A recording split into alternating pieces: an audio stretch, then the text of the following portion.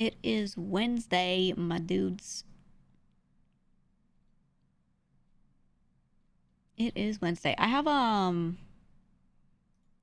food on the way, so if I step away from my desk in like 10, 15, you know. It was supposed to come here like way back, but anyway. Anyway, welcome on in. We have nothing really special planned for today or anything. I know it's like, ooh, last official, not saying that there won't be anything, but like last official stream before like official break. But yeah, I'm not trying to make it like a big old crazy event or anything like that. So we're just doing the usual hanging out, playing games. When is Little Nightmares 3? That's tomorrow night with Henya. I think it will be something where we should both stream it, though it's usually like a single POV looking game, but I don't know if there's a part in there where we might get separated, whatever. The Little Nightmares has never done a two-player thing. So I will stream my POV. Just when the collab starts, I'll go live on my alt channel. To have the footage, to have the POV existing. But I'm going to stay truthful to my break and not be like stopping to thank subs, not be stopping to like talk to chat too much or anything. I'm just going to be collab focused and treat it like she and I are filming for a YouTube video. You know what I mean? Just try to keep it like that.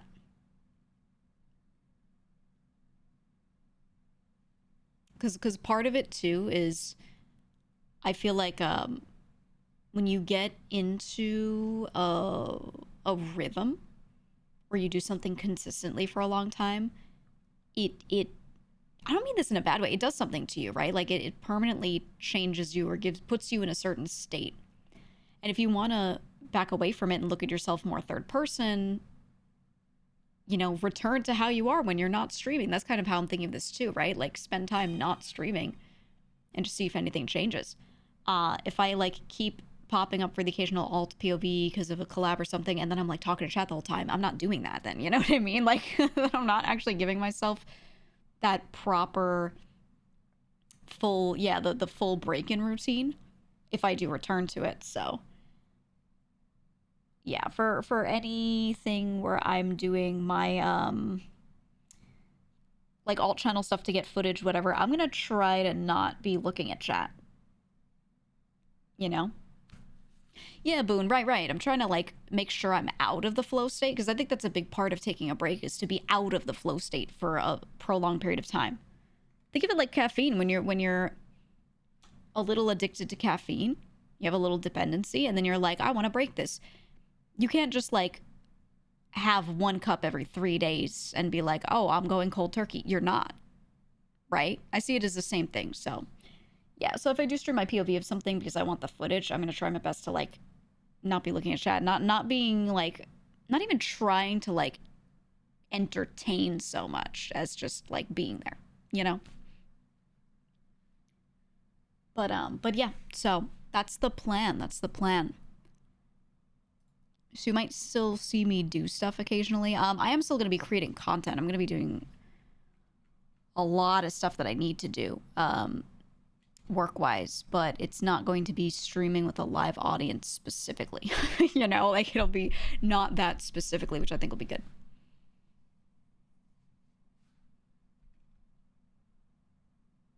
But yeah, but it'll be nice. It'll be nice.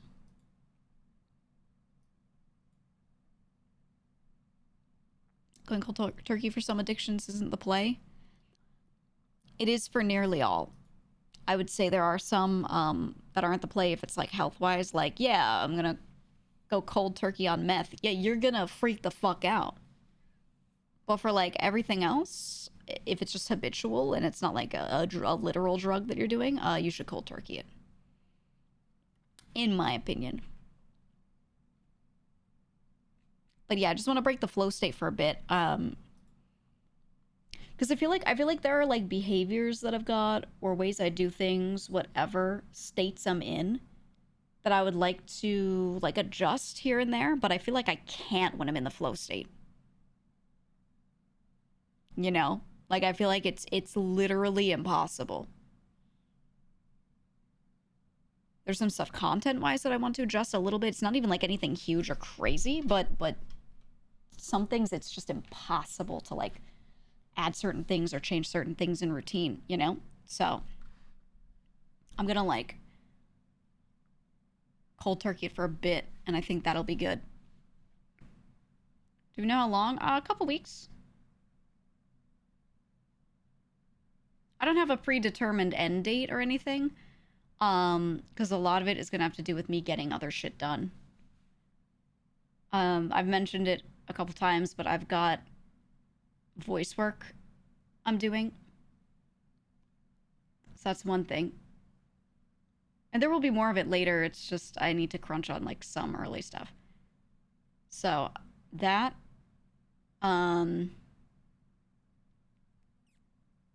there's a lot. There's a lot.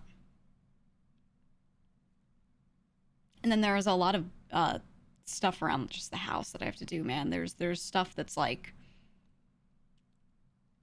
you know, how are you supposed to redo a fucking bathroom if you don't sit down and get it all done all at once, you know?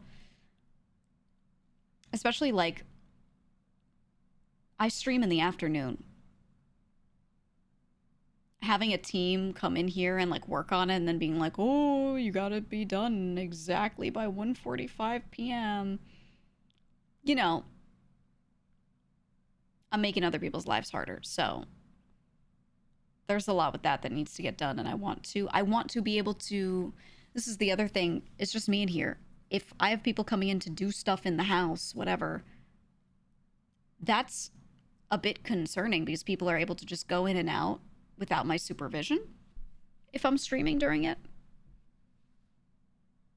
Do I even want to be streaming during it? Like, not really, but you know what I mean. So there's stuff like that. Yeah, like construction renovations, things like that I want done. I'm trying to do them piecemeal, but still, yeah, I don't want to be like trying to stream through it. Yeah, hey, full legal name. Not just that, but like, I just don't like streaming when anyone's in here. I want to supervise. I want to be hovering. You know, I don't trust anybody with anything ever. I'm not going to close this door and be like, don't bother me. I'm streaming. Don't make, you know, don't come up to the door. And then I close the door and now they're just people in here. Plus, what do I do with my cats? You know, it gets complicated. So I'm like, all right, this is the best way to do it. I'm going to get tired. Just AC guy. That was when I was in my last place. Dude, that shit would piss me off. Let me go here. That shit was so annoying. I've lived in a lot of different apartments and things over the years. Holy fuck. So usually, like, if they need to come in and do maintenance, they give you like a couple days and they're like, we're definitely gonna do this day between these times. Or you schedule something and they're like, what day? And you say this day around, you know, this window, and they go, okay, and they give you a block of time and they're like, we will be in here within this block of time, not outside of it. But the last place I would stay, that fucking team would always show up outside of the hours. Yeah, they would show up late. And the thing is, like, I was really uncomfortable with this. I didn't like it. Most places, they wouldn't come in unless I let them in. And that was part of the policy. The last place I was at, it was, like, written in their terms that they could just come in. They had the right to just come in unless you were standing at the door, opening it and going, no. You know? So if I'm in the middle of stream or I'm, like, out, I'm just not even home, they could come in and I couldn't tell them no unless I was physically there doing it. I hated that. I hated that. So annoying. And it was just, everything else about that place was great, but that was part of it. No, it's not illegal because it's in their terms.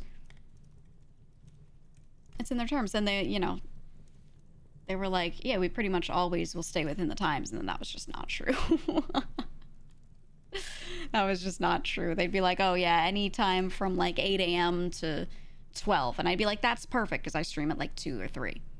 You know, that's great. And then they would show up at like 2:30. And I'm like, what? What? They would do that all the time. And it was very annoying.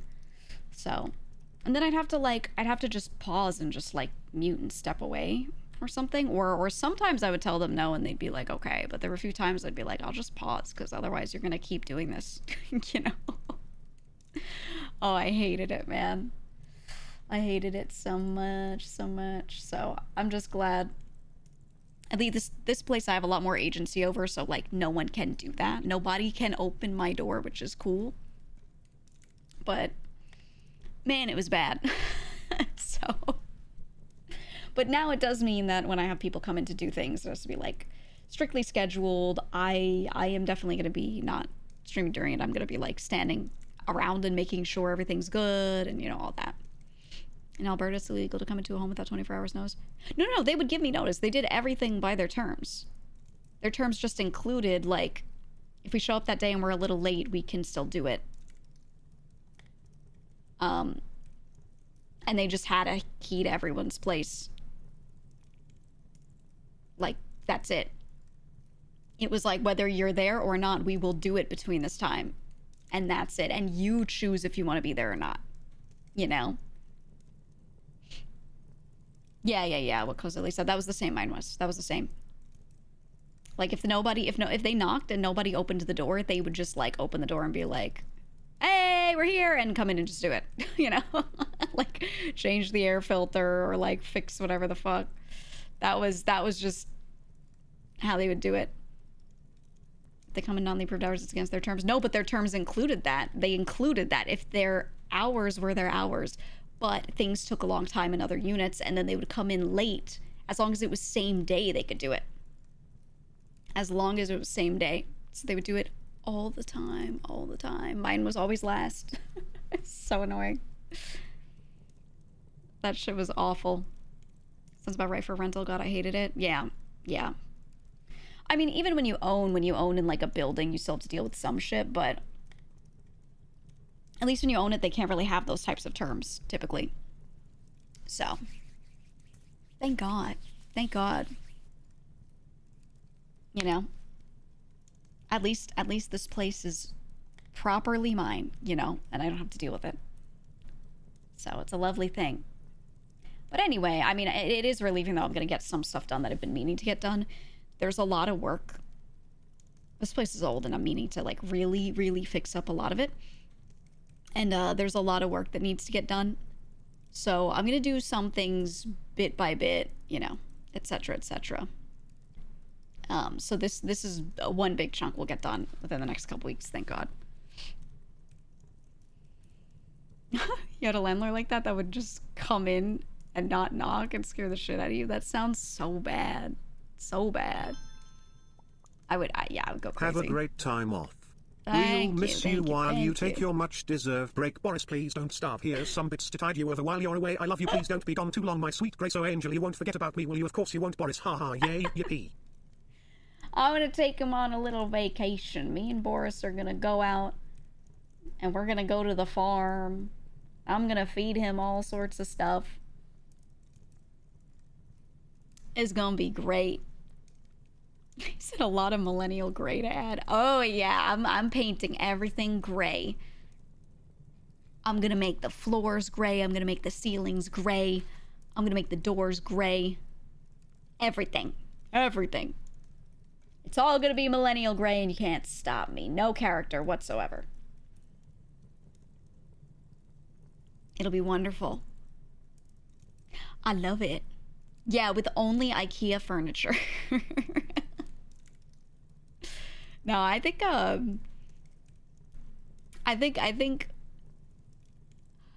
look around and there's a lot of stuff that's like a little empty, and I'm just gonna leave it. You getting your own place? No. This is the place I've had. I'm doing work in it. Finally. A lot of the stuff that I did when I first got it was like, let me make this livable, but not like, let me actually do the shit I want to do in here. Some of it I still see as necessary because of the way some of the work has been done or not done in here previously. Like there are things that are straight up concerns with the way some things are built. So I'll be getting that shit fixed, but yeah. We'll see.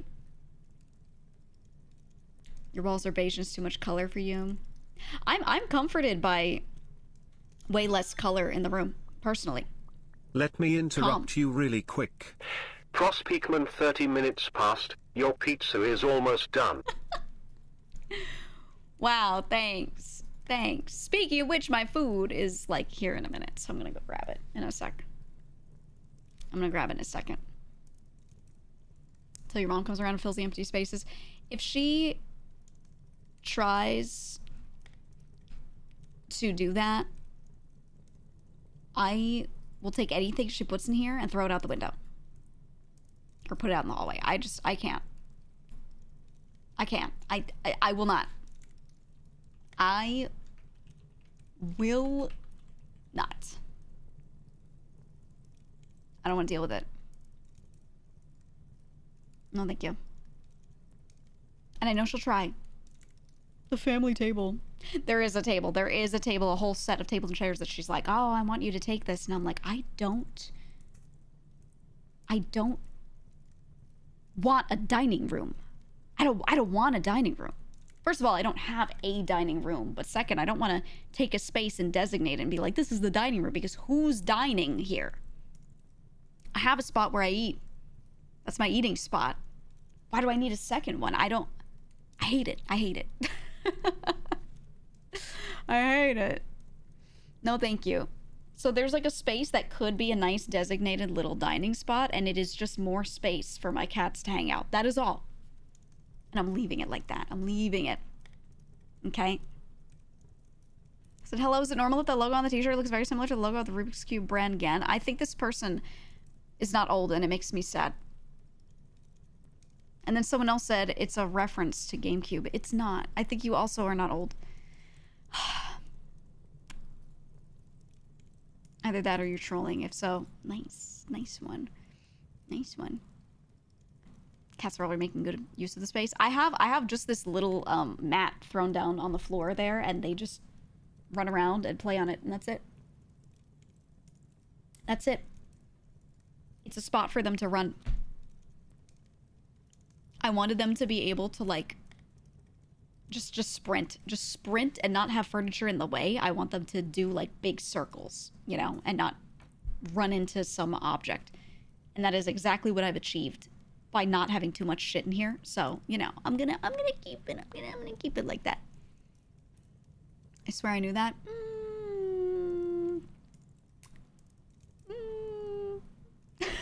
Voicing.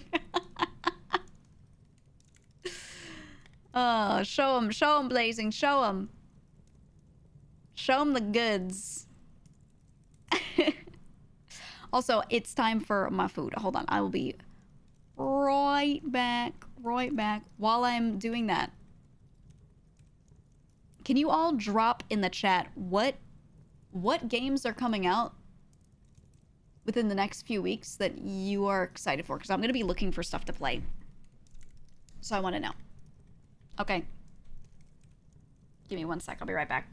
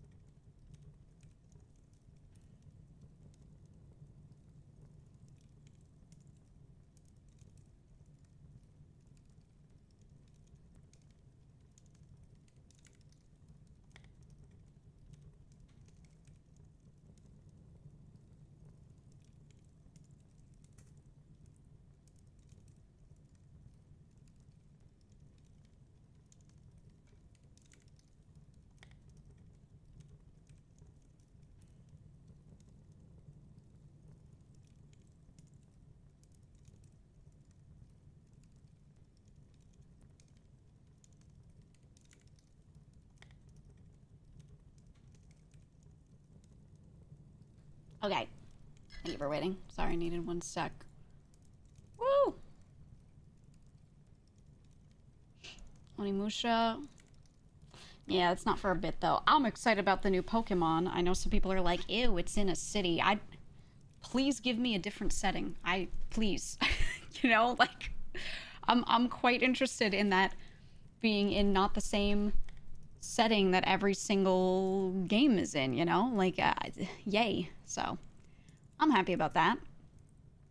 I think it'll be nice, personally. Probably.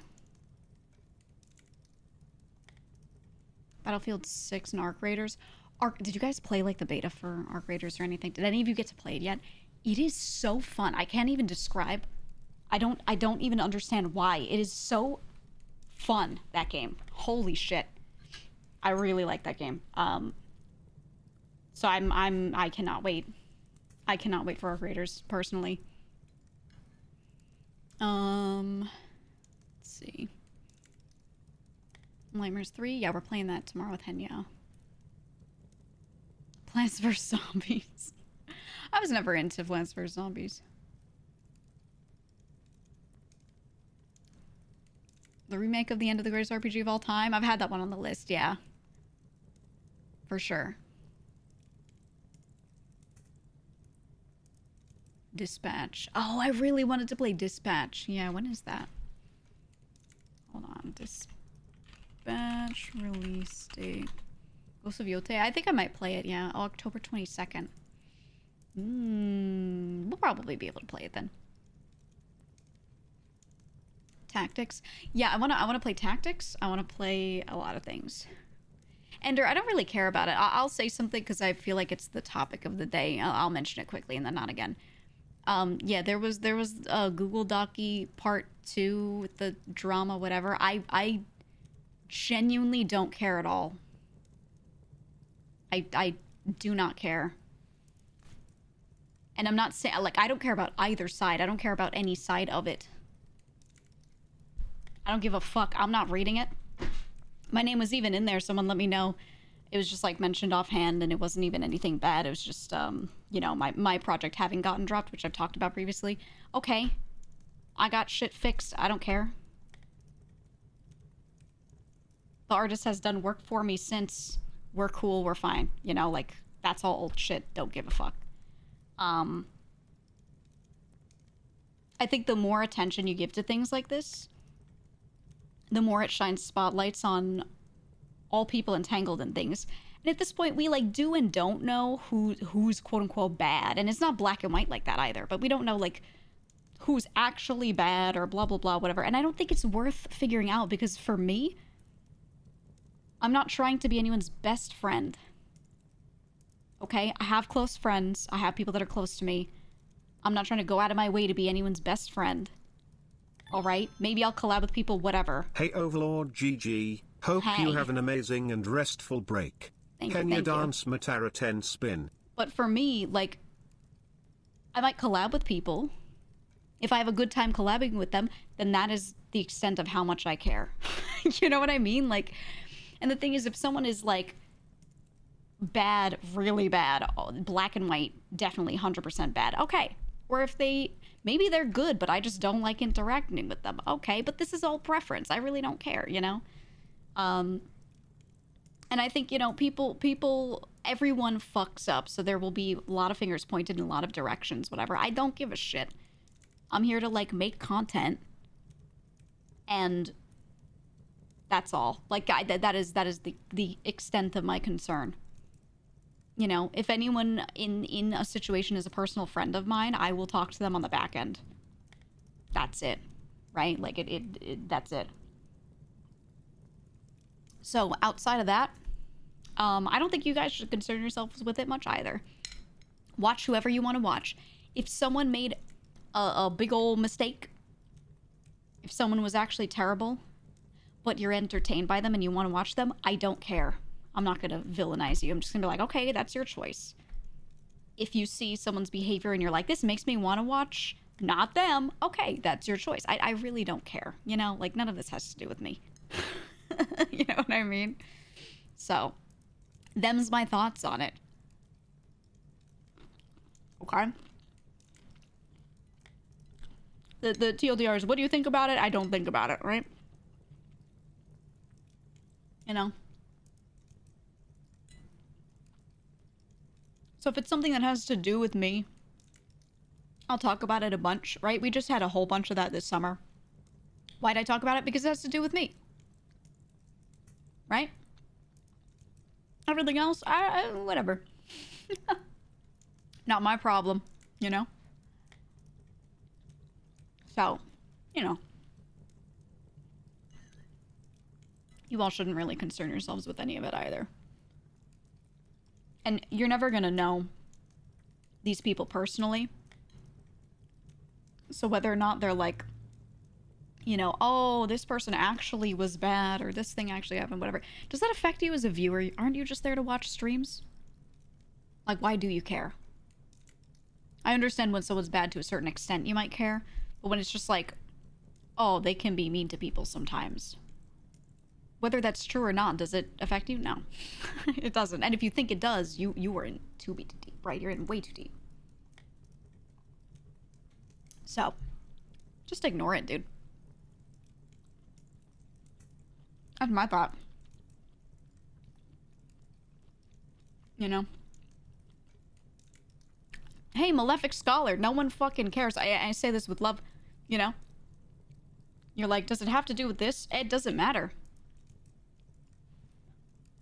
Literally, whether you address something, whether you don't and you just move on and you say, hey, I'm just moving on, whatever, no matter what, whenever there's drama, you will always get more clicks and more views because people want to engage, okay? So yeah, the more you talk about something, the more engagement you get. So if you're like, I don't want to contribute to this, then don't even ask in chats. Don't even make a talking point, you know? That's what I'm saying. Now, I mean, so if you just kind of like ignore it, you snuff it out, you know what I mean? So, it's whatever. I'll be over here eating some food, talking about what games are coming out soon. Hey, Noro. Hey. Hey. What's going on? I saw you earlier. Saw you online. Saw you on stream. How was stream?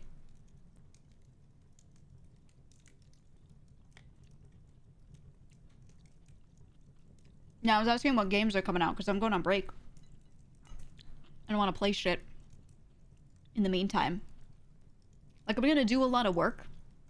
But part of taking a break from Twitch for a little bit is also that I get to play games that I want to sit down and play that I don't always get to do. Yeah, Battlefield 6 is going to be on there, on that list for me. I played the beta. I played both beta weekends. I fucking loved it. It was so good. I haven't liked a Battlefield game that much since 3, I think. And I barely played 4 or 5. But everyone was saying, like, they didn't really love 4 or 5 in comparison. They were saying, oh, no, 3 was the good one. And then this one feels like 3, but new, right? So it's really good. I like it. And then Pokemon comes out. I actually do want to play the new one. But what else? I'm going to play Tactics, for sure. The stream you did with Barky, Ashy, and Ed. Zed. Zed is his actual handle. Hey, I'm Zed. Yeah, no, that was fun. That was fun. I want to play with them again. I hope the boys want to hop on Battlefield. We'll see. Did you play Titanfall 2? I played so much, yeah. No. Monster Hunter 14th update is good. I can't run it. It runs like shit. I want to play it so badly. I'm waiting for the performance patch that they're going to put out. The performance patch, hopefully, you know, makes things a lot better. So we'll see. We'll see. Yeah, December. I have confidence that they'll make it somewhat better. It's just a matter of it's like a lot better or not. If people have virtually no issues, they'll be really happy. But if they see even mild to moderate issues, they're gonna get pissed. You know. So we'll see. You were asking Playing catch up on your VODs at work. We'll be watching your Hades 2 VOD tomorrow. TLDR, did you enjoy it? Oh yeah. No, it's really good. It's just more Hades, which isn't a bad thing. It's the same way Silk Song is more Hollow Knight. And I really liked that. The combat does feel a little different because they got rid of your ability to spam dash constantly as well. So I don't know. I really enjoyed it. I'm gonna play more of it. If I weren't going on break, I would probably just be playing Hades 2 on stream. So I'm trying to decide if I should wait a little bit, then we play more of it on stream when I come back. I feel like that might be a, like, Hades 2 is out now. Like, now's the time, you know what I mean? So I might just play it. I don't know. I'll figure it out. Never played a Hades game. Is it worth? Yeah. Really good. If I were you, I would actually buy the first one and play the first one. And then try 2. You don't need to do the first one. But the stories do kind of reference each other, so I would do the first one first. It's really good.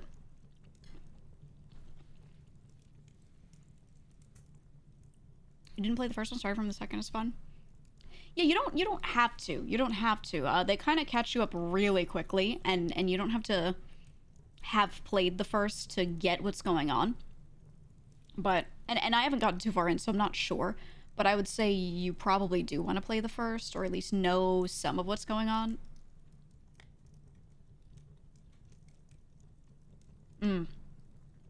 Say Hades 2 is a bit more difficult than the first one. I would say they got rid of your ability to cheese certain things in certain ways, right? Like the way you can't really go around and spam dodge anymore, spam dash is a part of it. But they also have more like raid mechanics mid-fight, right? So more telegraphed large moves, and you have to move around the area in a certain way. There's more of that than the first one, which I like. I like for that style of game. So you have to be more intentional about your placement, whereas you kind of didn't with the first game. The first game was more about like just some phases of some fights being a little bullet hellish, just a little, right? But I was having, honestly, maybe I was just locked in, but I was like breezing through it. I was doing really well. So I didn't find it too hard, but that might just be me. That might be me. We'll see. I haven't gotten to the later bosses. I did, in one session, we immediately were getting through, like, to the second boss and killing second boss, you know? But then again, that's the style of game that I do feel confident in, like top-down combat. I feel a lot better in than some other things, so. Does Zeus's Blessing still suck? I would have to play more hours to be, like, sure of this. They felt pretty good. I think, I don't know. I just need to spend more time. More time trying. The weapons are very different. I like her base weapons. I like her base weapons a lot, actually. I want to unlock the others. So. We'll see. He's pretty good abilities in 2. I was taking a bunch of his for the session that we played. That's the only amount that I've played it, right? It's just that one stream of it. So you can go watch that VOD if you want. But what we were doing at that time, I was taking quite a few of his boons, and they were good. So, you know. It's been that a lot of things from the early access. Yeah, I played a little bit of the early access. Like one session of it, and I stopped because I was like, you know what? They're gonna change so much anyway. I wanna wait. I wanna wait for full release, so I did. But I like it. I like it a lot. So, just gonna say, play Hades. TLDR, play Hades. If you want to just play 2 because 2 is out, play 2. You don't need to play 1, but I think you should play 1 because you're gonna play 2 and you're gonna finish it, and then you're gonna be like, wow, I want more of that game. That game was so good. You could actually probably play 2 and then just go back and play 1. It seems like they're compartmentalized enough that you don't really, like, you don't have to do that, you know? So. Yeah, it's good. Highly, highly, highly recommend. Actually, I don't think it's too expensive, right? Let me see. How much is, like, base game Hades? Yeah, it's 25 bucks.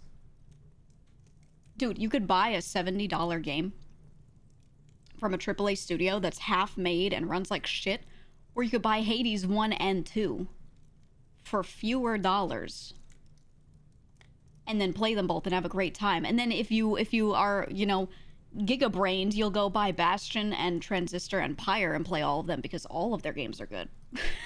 You know? And you'll have 5 billion hours of shit to do. So, just saying.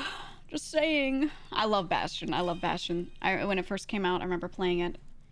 My brother was like, you gotta play this game. I was looking at it and I was like, it looks alright. Looks alright. You know what? I guess I can try it. And I tried like a little bit and I immediately bought it for myself. And I was like, I can't stop playing it. It's so good. It's so good. You should play all of their games, honestly. You like Transistor? I actually really liked Pyre. It was such a weird, not bad weird, a very different type of combat because it was like a little sporty. You know, it was a little sporty. But it was good. It was still good. So, looking forward to whatever they do. Yeah, 3v3 basketball. It was cool, man. I liked it. I liked it, man. Highly recommend. But no, Transistor was insanely good. I didn't play it when it came out. I went back and played it. And I really regretted not playing it when it came out, man. I don't know. They're just a studio. Like, I've binged all their stuff. And man. Man, it's so good. So I still play Warframe and that is free, but grindy. Dude. I loved Warframe so much. But I just couldn't. I just couldn't. Because I got to a certain point and I was like, okay, well, what am I doing with my life? You know? What am I doing with my time? And I just, you know, had to stop. I liked getting up to that point, though.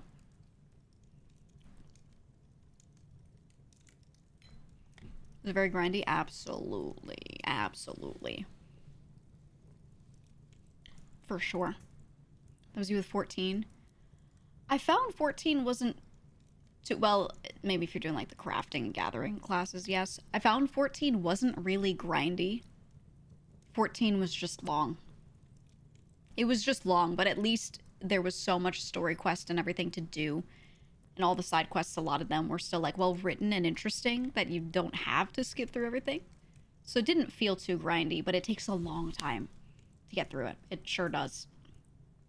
It sure does. I have some MSQ that's just sitting there, so I might actually do some of it during this this break. I also want to play more Ratatan. I've been playing some of it.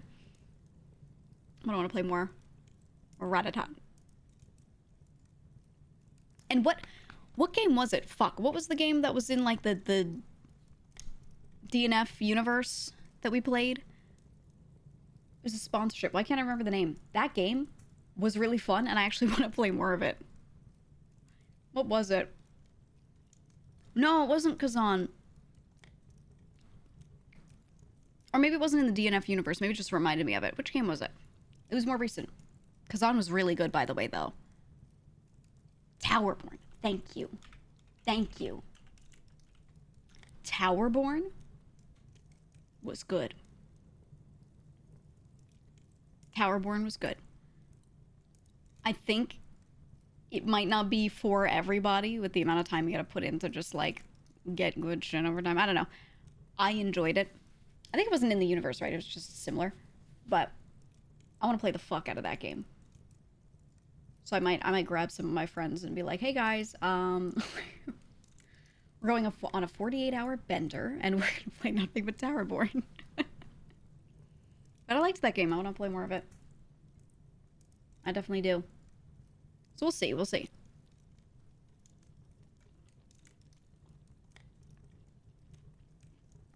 We'll see what happens. Kazan was great, though. Kazan was great. I I would like to see them do more in the actual DNF universe because there's so much cool shit. And I don't think they've done a good job ever of taking the lore from their games, the writing, the story, anything, and like giving it to a Western audience. I just really don't think they have. They're mostly just not focused on a Western audience to begin with their games, but no one over here seems to care, you know? So I think they need to do better with that. And Kazan was a really good example of like them doing it and then people being like, oh, this game is cool, I like this shit, you know? So we'll see. Hopefully they do more. Hopefully they do more. Yeah, we're doing Little Nightmares tomorrow. Little Nightmares 3. That'll be fun. That one, I saw she's been playing the others. And she's been, I guess catching up. Not that you have to catch up, but she's been catching up. I ended up playing... Did we play 1 and 2 on stream, or did I just play 1 on stream? Did I play 2 on stream or off stream? I don't remember. I think I played it off stream. Yeah, I think I did. I think it did. Yeah, I did 1 in the DLC. That's what it was that I streamed. I did the DLC. 2 has some, like, insanely cinematic parts that are just so fucking cool. Really cool. So that was beautiful. I hope she liked it. She finished 2 yesterday. Yeah, what did she think of the ending? Did she like it? Especially when, like, your character shows that, like, she has the power. Like, these types of moments are just, oh man, absolute cinema. So we'll see. I think we're gonna have a good time with 3. I hope 3 is good. I can't imagine it'll be bad. I genuinely cannot imagine it'll be bad, but I hope it's as good as the others, you know? Need to play Cultic? I saw it. Wait, let me look.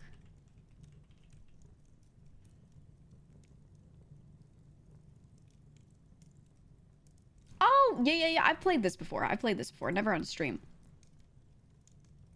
I played this one because the guy that made... Was it the guy that made Dusk? Was it Dusk Dev? One of them, from New Blood was like, play Cultic, and I went, okay, and I played it. It was really good. It was really good. You want to see where the story in 3 goes based on 2's ending? Yeah. That's what I'm curious about, right? Like, I want to know. I'll probably go back and watch, the end of her VOD to watch her watch the end. I think I'll do that to, like, catch up and see where we're at. She streams late, so sometimes I don't get to, like, sit there and watch every bit of it. So it's different devs. Yeah, different devs, but is it different writers? Is it different everything? Are any of the old teams still on it? I don't know. So we'll see. We'll see what happens, man.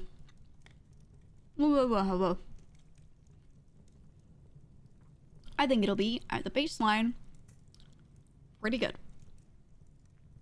That's all I can hope for. Thoughts on Ultimate Sheep Raccoon? No thoughts on it. 0. Barely looked at it, never played it. I do want to play a bit more of Clover Pit.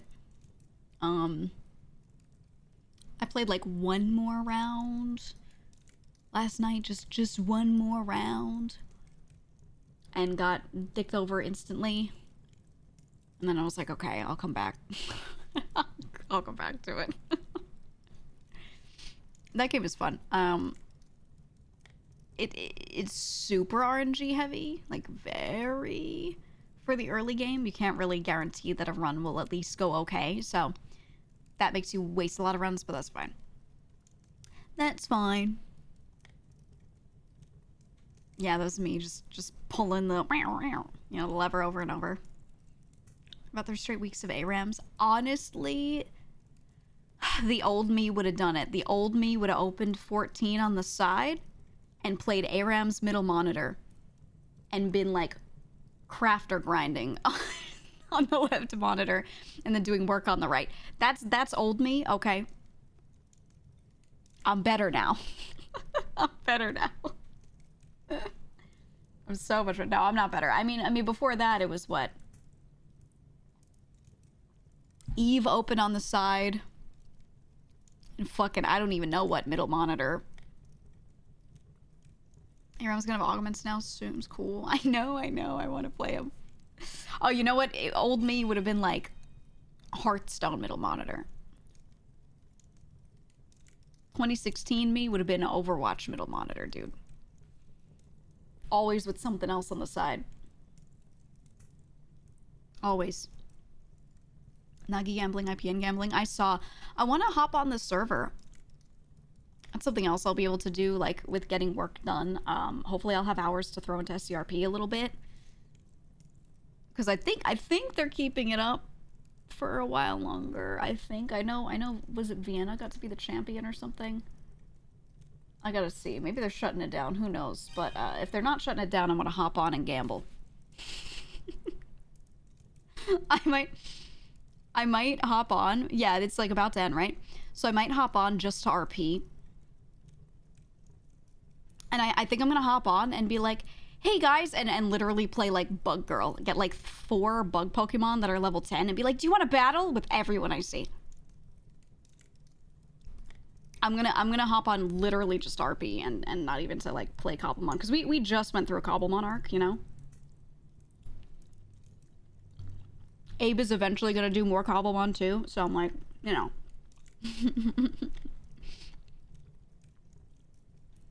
But there are parts of me that wonder if when I don't hop on things like that, do people think I hate them?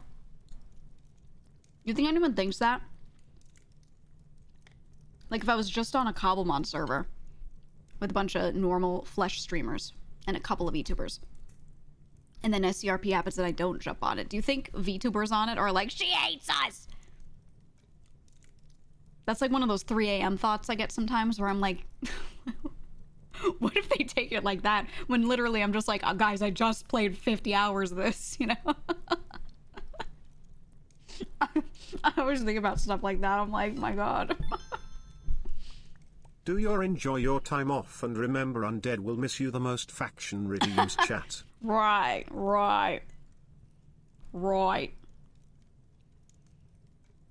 Sure. Doubt that. I think they just know you're a busy woman. The thing is, too, there's a difference. Like, am I generally busy? Yes, but also make time for people when they ask for shit. The thing is, it's not specific things, right? So if someone's like, do you want to play Cobblemon again? I'm like, maybe. I just played 50 hours, right? Sai was even like, do you want to be a gym leader? And I was like, yes, but I'm going to get burnt out. So I'll just show up, like, a little bit, right? But I think, she'll always ask because she knows how I am. She'll always ask and she knows, like, that I want to be asked. But I think some other people will be like, she's busy, and then they'll never ask me to do shit. Then 5 months passes and they're like, how come we never do anything? And I'm like, because you think I'm so busy. I always end up having those conversations with friends. It's funny. What type? Oh, we didn't get that far.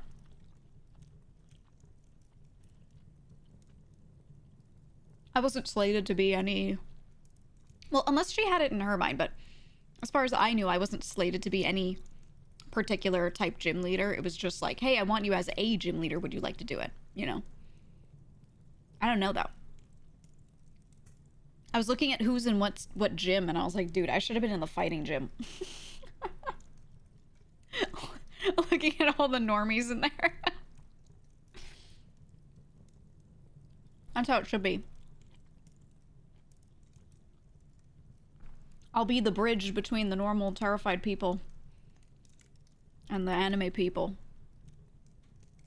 You know?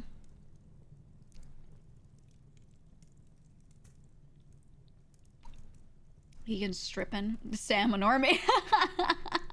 Hey, their profile pictures make them look like normies. Not that they are. Not that they are. It's the profile pics, okay? Yeah, I think if me and Sam ran a gym, it'd be insane. It'd go crazy. You got a model now? I know. But he didn't start as one, therefore, you know. We'll never accept him as a real one. He will always be cast out. He will always be branded as different. Forever and ever. No. I like his model a lot, actually. I like it. Maybe you could stop Nagi's gambling. No, I would have sat next to her and gambled. That's my plan, is I want to get on there and gamble. I'm gonna RP. And spin that damn wheel. And I'm just like... not gonna play Cobblemont. You know? I'll be there for the vibes, dude. For a good time. Y'all enable the Gamba. Look, as long as people aren't putting real money into it, I will always enable it. Okay?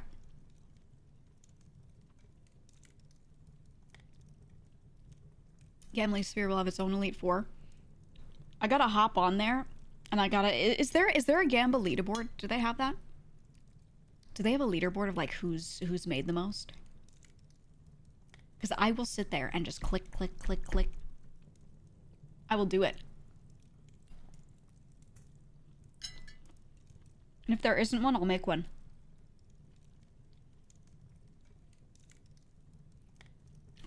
Who spent the most? Well, I want to know who won the most, but... I'm gonna server spin a riot. I'm just really glad that Nova joined and has been, like... They've been interacting, like, for real. You know? Because you always worry that your ESL friends will be, like, really nervous. But no, they've been doing great. Good to see. Really good to see. And I was like, you know... I was looking at them playing and I was like, you know, I should really make some time at night to hop on for the early days. To make sure I can, like, drag them around and, like, shop them around to people and be like, hello, talk to this person, you know, whatever. But then I watched, like, a little bit of them playing and I was like, yeah, they don't need me for this. Like, they're doing fine. You know, like, they really did not need that. So I was like, okay. You know, I was ready to do it, but no, they've been killing it, so good shit. Oh, that reminds me, I have to message Nagi. We have to play Tetris again.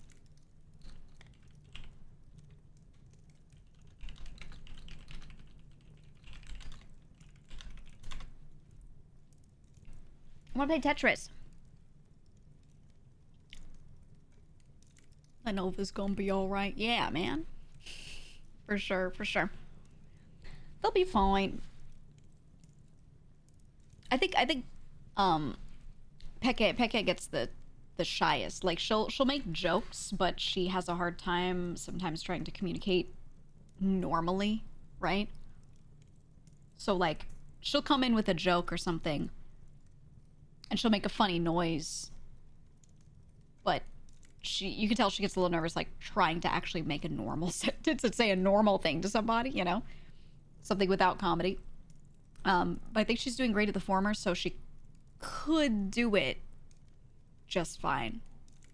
She's just nervous. That's all. You know? So I'll see if I can, like, hunt her down. I don't know how much she's been playing. I've mostly seen Nagi play. And Hestia. But I'll hop on. Watching Nagi's Passion English and Cobblemont made my heart happy. Yeah, it's been funny. It's been really funny. But yeah, we'll see. I'm excited for, speaking of, we have Kason and Hesty are joining me this weekend. I'll go on the alt channel for this. But we're doing Block Wars. And, I posted in the not Vshoujo chat, if anyone wanted to join. And Kason and Hesty both were like, oh yeah, I'd love to join. And it's funny because they're both new, and I'm not like someone who in regular Block Wars ranks super high, only in certain games. Everything else I'm like, meh, right? So, because of that, they gave us two really good players. So we got BTFC, the Osu guy, and we got It's Timmy as our other two. And I'm like, oh, you guys better carry. I'm gonna do my best. It is rookies, so the games are like a little easier. or we're against people that are not as good, they have like a couple people that are good on your teams, but then they have a lot of newbies. But I was looking at our team and I was like, okay, wait, this is really funny. This is like this is a good team. And I get to be captain. And we're purple. And we're purple. I like being purple team. So I'm excited. They did tell us what games were announced too. Blitz Hunt, that's the hide and seek one. I'm always good at that. Overspleef, probably my worst game. But when I play it in rookies, I do a lot better. Extraction, the one I'm good at, that's the FPS one. Where you shoot people, kill them. They've got like 4 HP, so just a couple hits with a crossbow, and then you extract out the middle. That one, we're gonna pop off. We got like me and Timmy. It's over. They got Party, which is like my favorite one. Tomb Titans is back. That's the one that's like, it's just dark and darker in Minecraft. Lunge, I really like too, the new one. They've been like working on that.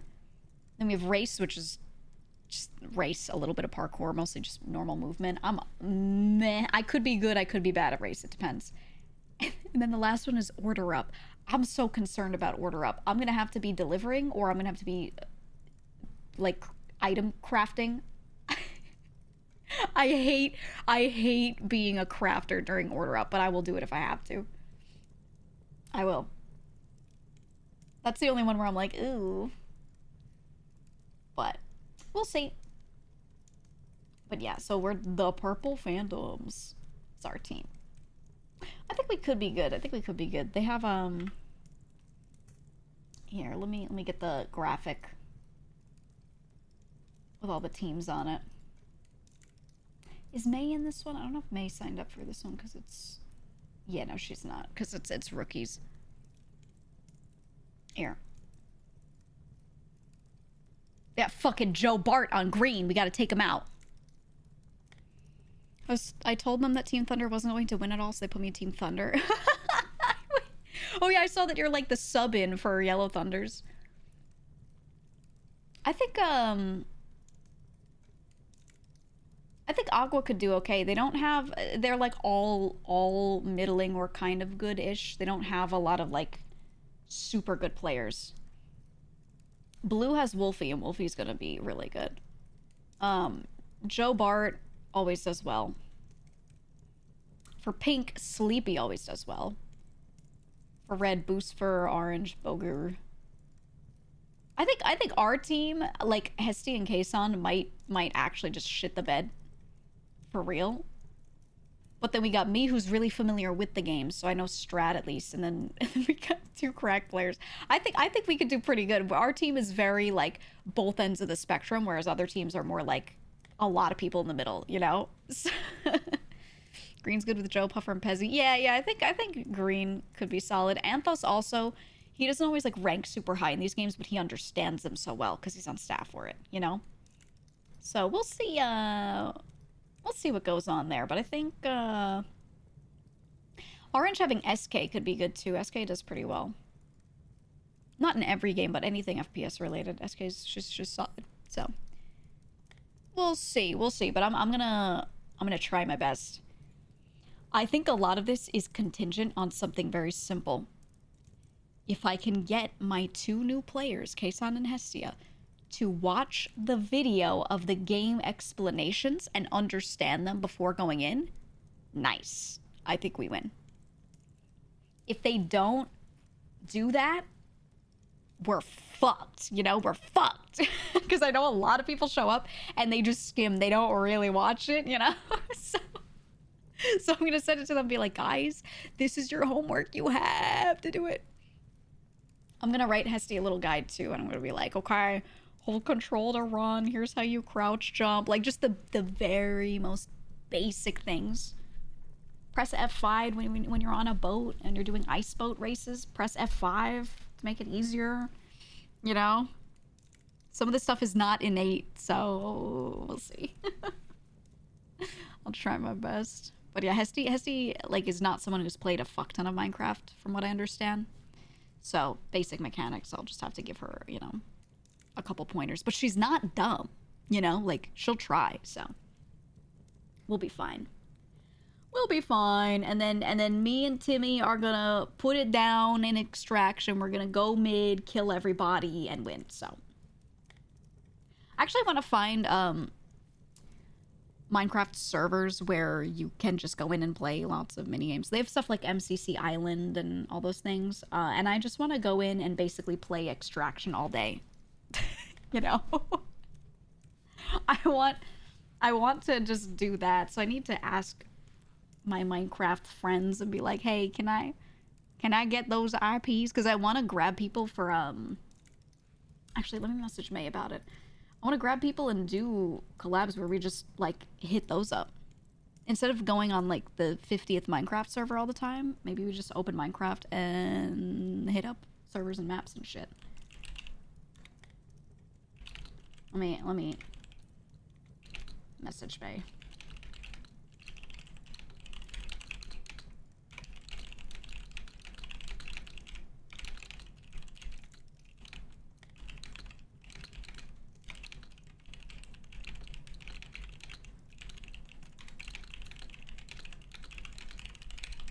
Typing.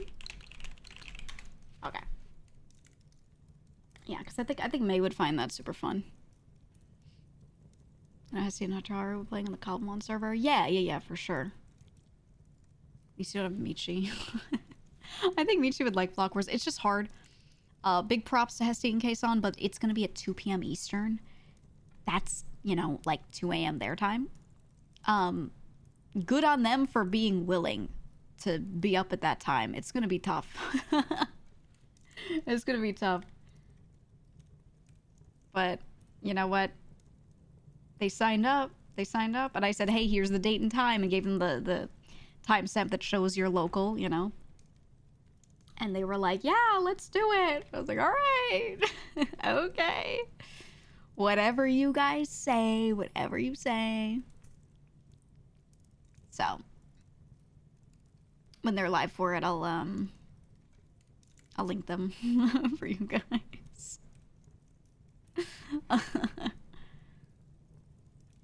We shall see. We shall see. Hopefully it'll be good.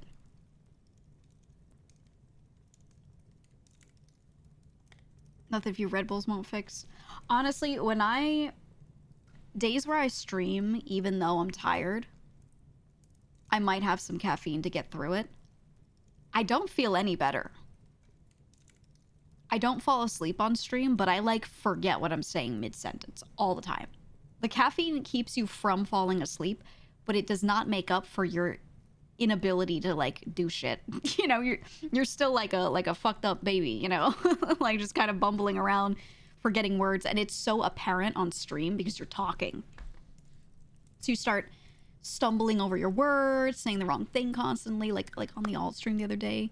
Streamer Kaylee they were like they were talking and they were saying some words kind of weird, and I was like, I think they're tired. I think this person's tired, you know, because you just like it's so hard. It's so hard to not misspeak when you're sleepy. It was funny though. What were they saying? It was like, God, I can't even remember. There was some word that they kept saying wrong. It made me laugh every time. It was a good one. You instantly get sleepy from Red Bull. Yeah, I find energy drinks don't do too much for me. I think it's a stimulant and I'll start bouncing my leg and stuff, but I still get sleepy. It doesn't actually keep me that awake. I think it keeps me awake for longer. Oh, chargies! That's what they kept saying. Yeah, it was during the trial. We were doing a trial and they're sitting there on the mic trying to like say something these charges. But they were like tired that day and they kept saying these chargies. And I was just trying to not laugh. I was like, man, these chargies. Something chargies. It was cute. It took everything in me to not, like, say it. You have a friend you play Marvel Rivals with who constantly falls asleep when you play. He's in spawn until you literally yell at him. I have that problem when I play games late at night. I just fall asleep at my desk. I have to think really actively about getting up and putting myself to bed because I just crash. And like, I'm one of those people that nowadays I'm a lot better at it. But when I was like, you know, a working adult, I would always fall asleep at my desk, like so often. Just straight up falling asleep in my chair. And then after like an hour, then I'd wake back up and I'd be like, all right, sick nap. I'd go clean some stuff and then go to bed, you know? Like, I would do it all the time. No, I wouldn't lean forward. I would lean back. I would just lean back and just go pass out. Because I always had to work super late. I had morning meetings and then I had super, super late night, basically morning meetings as well. So, you've had problems nodding off on stream. I've done that before. Absolutely. Midstream, just stop talking, running into a wall. Sometimes I'm looking down doing something. Other times I was straight up like I micro slept, you know, 3 seconds, boom, I'm like blacked out and then I'm back. I've 100% done that before. Usually only when I was like sick, you know. I had to have been like sick for it to be like that on stream, because then I wouldn't really notice I was tired, because I would be feeling sick and it's hard to tell the difference between I'm exhausted physically and I'm exhausted like and sleepy, you know. Feels kind of the same depending on what you got. So, but I've done that. I've been there. I sure have been there. Your head always leans forward when you fall asleep in your chair. Yeah, I mean, I just don't make everything too comfy, right? Or I always have a blanket on my chair to sit on and to collect cat hair, honestly. But I don't have it configured in a way where I put it over myself and I like wrap up. I feel like that's the perfect way to just make sure you pass out, you know? So I always make sure I'm like slightly cold. And that shit makes it so that I don't want to sleep in this chair. I have a great time being awake here, but when you start to fall asleep and your body temp goes down like that, no. You know? So that way if I, and maybe not realizing how sleepy I'm getting, or maybe I do know, but like there's work I have to do, I will not sit here and sleep for like 3 hours or anything like that, because I will get cold enough. So if I do like actually pass out for a sec, I'll be up pretty quickly, you know, because your body temperature goes down and then you're just like, I'm too cold. And you jolt awake, you know? So that always helps. But I think ever since becoming a streamer, I don't really end up falling asleep at my desk. I don't know why. I just don't. Even if my schedule is like the same at times. But it's more so my couch gets me. I sit on the couch and the 2 cats get on me, and then I'm like, well, now I can't move. And then the window of I'm gonna get up and go clean something and then go to bed, that window is gone because they're there. And then you know, then it's over. It's just over, man. It's a sabbatical for health? Multiple things, but that's part of it. All good, no clue. I have to get a lot of tests and scans and things that are just routine, but I'm doing them all at once. Because we are almost exactly 2.5 years after my surgery, which is halfway through remission, right? Cancer remission is 5 years. So we've got the halfway point of certain tests, whatever. I don't foresee anything being a problem, but I want to make sure I get all these tests done in time and not like wait on any of them. So there's all that. I mean, I normally, like every couple of months, I do blood tests anyway. I do the regular stuff, but this is like scans and the extra stuff. We're gonna biopsy something that I'm not actually concerned about, but we're doing it anyway just in case, because I am like, you know, a high risk individual. Like something that is like 99% you're sure it's normal. If you are someone who has recently had cancer, they're going to pretend that it could be a thing and they're going to biopsy everything, you know? So we're going to do that, but I don't really think these things are actual issues. It's more just like routine, you know? So we'll see, but we're going to do that. The unfun part is one of the things that has to be biopsied is in my neck. And I really don't want to do that. The idea of like a thick needle in your neck is just like not good. So don't love that, but you gotta do what you gotta do. So, at least it's not like the very front. So that's cool. and it's close to the skin. So hopefully it won't be like horrific. You know, hopefully it won't be a horrific experience. But like when they were talking about doing it, I was like, why don't you just cut this whole thing out, dude? It's one lymph node. I was like, just cut it out, you know? Just fucking kill it, because you're gonna biopsy and you're gonna suck out like 80% of the tissue of this thing anyway, because they're so small. You know? We're pretty sure it's just a blocked one because of a lot of like features of it, a lot of characteristics of it that make you pretty sure it's not cancerous. But you know, they have to take it like ultra seriously because of my medical history. And they were like, normally we would never biopsy this thing, like it gives us no cause for concern, but you're in remission, so it's like, fuck. And they're like, yeah, we kind of have to. So I get a free needle to the neck, except it's not free. I have to pay a lot of money for it. Yeah, cut my lymph into pieces. It's gonna be great. It's gonna be great. So that'll be cool. So that's where the cool movie people put their needle when they buffen up, though. That's true. When they stab the needle in the neck and they're like, oh, and then they get like roided and they're super strong and they've got werewolf DNA in them now or something. You know, I'll just have to imagine that while they're doing it. Got a lump on your neck, ended up being a calcium deposit. Yeah, mine is located right where a lymph node would be, but it could actually be something like that. That's also what they were mentioning. But it does, like, when I touch it, I could feel it with my finger. That's how big it is, right? I touch it and I like try to move it around. It does move.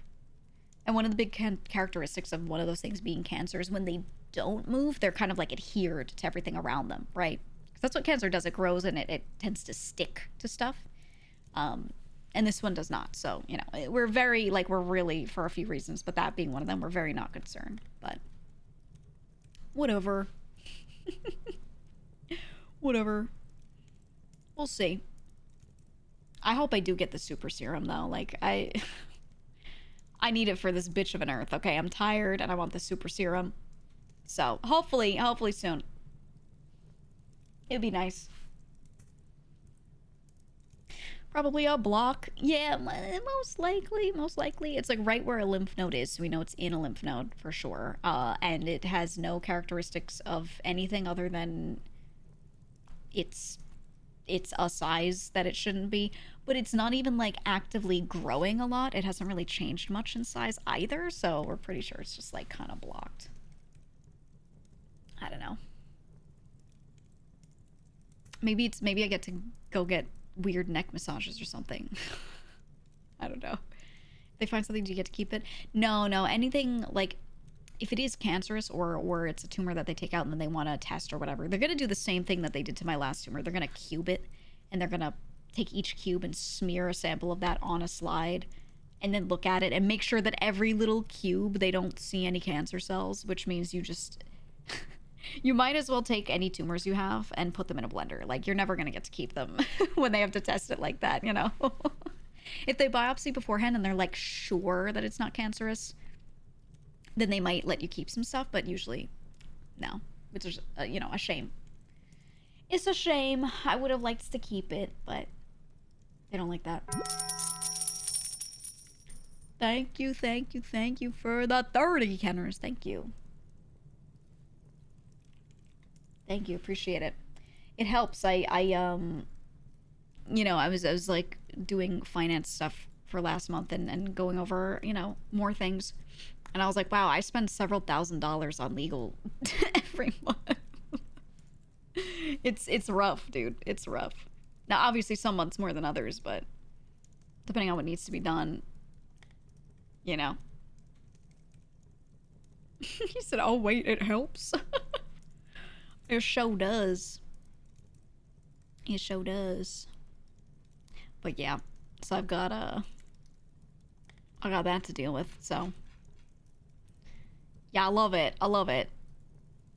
It's my favorite part of my month. Finance. But hey, it's necessary, unfortunately. It's necessary. It is what it is. You gotta do what you gotta do. Thank you for gifting a sub, Jermoy. Thank you. Thank you. Hopefully, it doesn't have to continue at some point. That would be great. Rudy, thank you for the 25. Thank you so much for the 25. I appreciate it. I don't know. But yeah, I'm just dumping money into that. Ew. Oh, for the full year. You said you... Sorry, but I was reading that and I was like, what? But then I didn't read the rest. You said you just got hit with a 2,800 power bill for the full year. Yeah. Yeah. I thought you were talking about for the month, and I was like, what the what do you have like 1,000 GPUs lined up? Jesus. Jesus Christ. I don't know, man. Polar bears. Well, thank you for the 25. Thank you for that 25. I appreciate it. Yeah, getting billed for the year is interesting. It's not monthly? Oh, net metered solar. Okay, okay. That makes a lot of sense. I changed my mind. That's normal. Need a donathon. I've always considered doing things like that. I just am not a fan of the... I mean, I'm trying to find ways to make it work, but I'm not a fan of the 24/7 always on stream thing. Honestly, mostly because my power just like flickers a lot late at night and like shit like that. So everything could be going great. I could have the stream running, whatever. I'm like, all right, guys, I'm going to bed. See ya. And then I leave the stream on, and then 2 hours later, it just goes and goes down. And like, I'm asleep. I'm not even there to throw it back on, you know, stuff like that.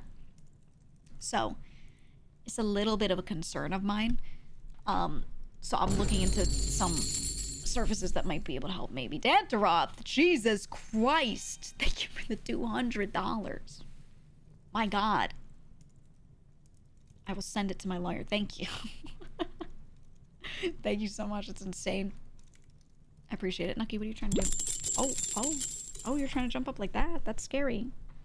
Okay, he made it. Now you're blocking me. Oh, you want to lick the plate. You can't lick the... You can't lick the plates. You can't lick the plates. I grab his head with both of my hands and I rub my face all over his face. As punishment. But he loves it, but he hates it, but he loves it. But thank you, Dedrath. I appreciate it. Lick the cat. You know, I've like accidentally gotten cat fur in my mouth a billion times. Just from like hanging out with him. Stop standing up in front of me now. He's just gonna block me. You know, it's not pleasant. It's not pleasant. All right, Nuck, you gotta loaf here. You gotta loaf. You can't sit up straight here. You also can't slink over to the food bowl. You can't lick what's in that. It's not good for you.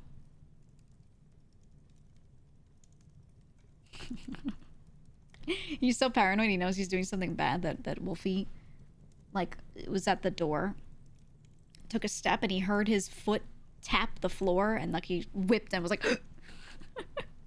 because he was expecting me to yell at him because he keeps getting closer to the food. Oh God. 4 to water. Thank you for the 5 gifted. Thank you for the 5 gifted subs. I appreciate it. I appreciate it. Yeah, he's always in the way. Well, his thing is he wants attention, and he sees me looking at, like, you know, these screens. So he's like, okay, so I will stand in between you and the screen, so all you see is me. And then he stands up right in front of my face. When you see me, like, lose tracking, usually he's an inch from my face. Minimum. Maximum, actually. Maximum. So, yeah, that's what he does. He loves it. He loves it. Boy, howdy, does their fur end up everywhere. Yeah, it's... I do a lot of vacuuming. This is how I'll put it. I do a lot of vacuuming. Every so often. More often than I wish I had to, but constant. Because also, Wolfie's got a little respiratory thing going on. So if I don't, then he starts getting irritated. And then I have to watch my poor cat son suffer, you know? So I just can't. I just can't. Rubs against your mic.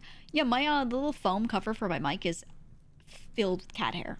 I'll sit there with a sticky roller and you know, get it off of it, and the next day it's just right back. Right back. So, yeah. Get used to it. You get used to it. Maybe I'll get a third cat and I'll do a cat birthing stream. Wouldn't that be cool? Live water birthing stream of my new cat. Think that'd go hard? Did you guys watch it? Did you guys see the new hotness, the new stream content? Did you guys watch? Like, did you actually watch the clip or the stream? I watched that shit live. I watched it live. No, you didn't. If you're not caught up, there's a streamer who was pregnant and she wanted to do her birth on stream. She wanted to stream it. And she was doing a home birth, and a lot of women do this where they have midwives come in. Obviously, the camera was not on her cooch, you know, just saying. It was not a gaping hole stream. It was not camera on her cooch. She was turned around. She was in, they do this a lot where you go into your own bathtub or you go into like an inflatable pool sort of thing with water in it. And you do like a water birth. This is normal. Lots of people do this with a midwife at home so they can give birth at home instead of doing it in the hospital. And you have medical staff, right? So she did that. So like she has her back, she's in the water bath, you know, and she's got her back toward the camera, but she's pushing, you know? And and I was watching the stream and I was just like, is this allowed? But she wasn't showing anything crazy, right? She didn't have the camera like zoomed on herself. She had a lot of her friends in the room like being really supportive. It was honestly very nice. It was very nice. Yeah, I think the thing that I really felt upset about was that Dan Clancy wasn't in the room. And I just want to know, you know, like when you're going to have such an amazing moment on stream and you're going to have such a like huge milestone, why would you not have Dan Clancy standing next to the bathtub rubbing your back? Okay, I just gotta say, she could have had the biggest clip of all time. It was a good one, but like we were missing out on, you know, isn't there someone you forgot to consult? Right, like isn't there someone you didn't invite? Cue the Jesus memes. You know, I did see he was in chat though, and I was like, oh, so this is allowed. I guess so. He could have held the baby first. IRL Dan Clancy doula stream. God, man. I genuinely was like, I think this is against TOS because there are certain things you can't show. But they really, especially because, I'm going to be honest, the water birth made it so that you did not see like a lot of blood and stuff. You know what I mean? Because it's a really traumatic on the body moment. But she was in the water. So that way that wouldn't really be like visualized on stream, which I thought was genius. They just pulled that baby right out of the water and baby was rinsed off, you know? So I was like, oh, okay, it's not against TOSs, right? Because I think if she didn't do that, there was no water birth and there was just like blood everywhere and they pulled this baby out and it was like covered in, you know, everything, then yeah, that would have been way more TOS. But it was just kind of like the baby showed up and like there's nothing wrong with showing a newborn, you know? So I was like, oh, interesting. I think that's kind of like one of the main reasons she was probably able to do it without getting bonked for it, because she made it so that there wouldn't be like a ton of bodily fluid and stuff, because that's against TOS. So it's interesting. Youngest streamer record. Dude, imagine being that kid though, and then like you can go back. Oh man. Was in the bathtub category? I don't know what category she was in. Was she in just chatting? I don't remember. I don't know. Yeah, W birth, W baby, W baby, W birth. If the baby was stillborn, would the stream continue? Well, the thing is, like, that's what I was worried about. Because, like, I think I think in general, the way she did it, it turned out well, and I don't really have a problem with it, right? But what I do have a problem with is the possibilities. What if something did go wrong? Because with modern medicine, it doesn't happen as much, but it's still very common for something to go wrong. And yeah, you end up with a stillbirth, or she starts hemorrhaging like crazy, and now she's like having an issue. Then that's suddenly really TOS, right? So I'm like, I don't think we should allow it because of the high likelihood of harm in some way, right? That's my personal thought. So it's like, yeah, the way it happened, I don't think they should go back and remove the VOD or anything. But like, yeah, it's a huge dice roll. And you're not in a hospital either. So if shit's going down, you've got like some midwives ready to help you, but they're gonna have to like call EMS, you know, if she starts like really hemorrhaging or something. And yeah, you can do a lot of tests beforehand, and you do, to make sure that you think your likelihood of something like that happening is low, but low isn't zero, you know, and it's just kind of like, I don't know. But yeah, one of you brought it up, right? Like when I talked to Dan, also stop calling it an interview, it's not an interview, but when I talked to Dan directly, we talked about some TOS stuff. And one of the things he said that I did agree with, because I don't agree with how they execute a lot of stuff, but I agree with like the baseline sentiments of some things. The thing he said was that streamers keep towing the line and trying to get as close to the line as possible. And this was his reasoning that he gave for like why a lot of TOS is vague in certain spots. And he was saying, well, we make it vague because people look for the line and then tow the line and try to cross it. So instead we make some of it a bit more gray area and go off of like judgment, you know, our better judgment, rather than just drawing a specific line for every little thing. And I'm like, okay, so if that's true, then why is he in this chat while she's giving birth? And it's like, woo, W birth. Right? Because is this not like super towing the line? She could, in pain, fall over, accidentally show her whole gooch. She could die on stream. The baby could die on stream, right? Like, chance of complication high enough. She did do this water birth, so the baby came out rinsed. But what if it's just like the water wasn't high enough? You know what I mean? I'm just like, God, there's so... like, yeah, Elle died on stream, right? Like, there's so much potential that could go wrong. And I'm like... Yeah, he's like, poggers. And I'm like, brother. You know? So a lot of, like... The point I always make, a lot of the stuff that he and some Twitch staff say about TOS... I'll agree with on paper, but it's all about, like, do you actually follow through with it, though? You know? And I just, like, obviously we're not. We're in the chat being like, W baby, you know? And I'm like... So, I don't know. I do agree with a lot of things being gray area, because you should have your better judgment or whatever.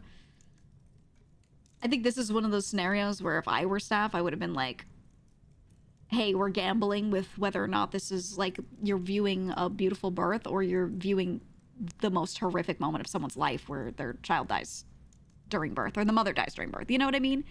So I'm like, I don't know. I think because it turned out well, retroactively, nothing will happen to her, is my guess. But I would like it if they... And I hate that they would have to say this. I would like it if maybe they straight up said, hey, don't do this. Let's not do this.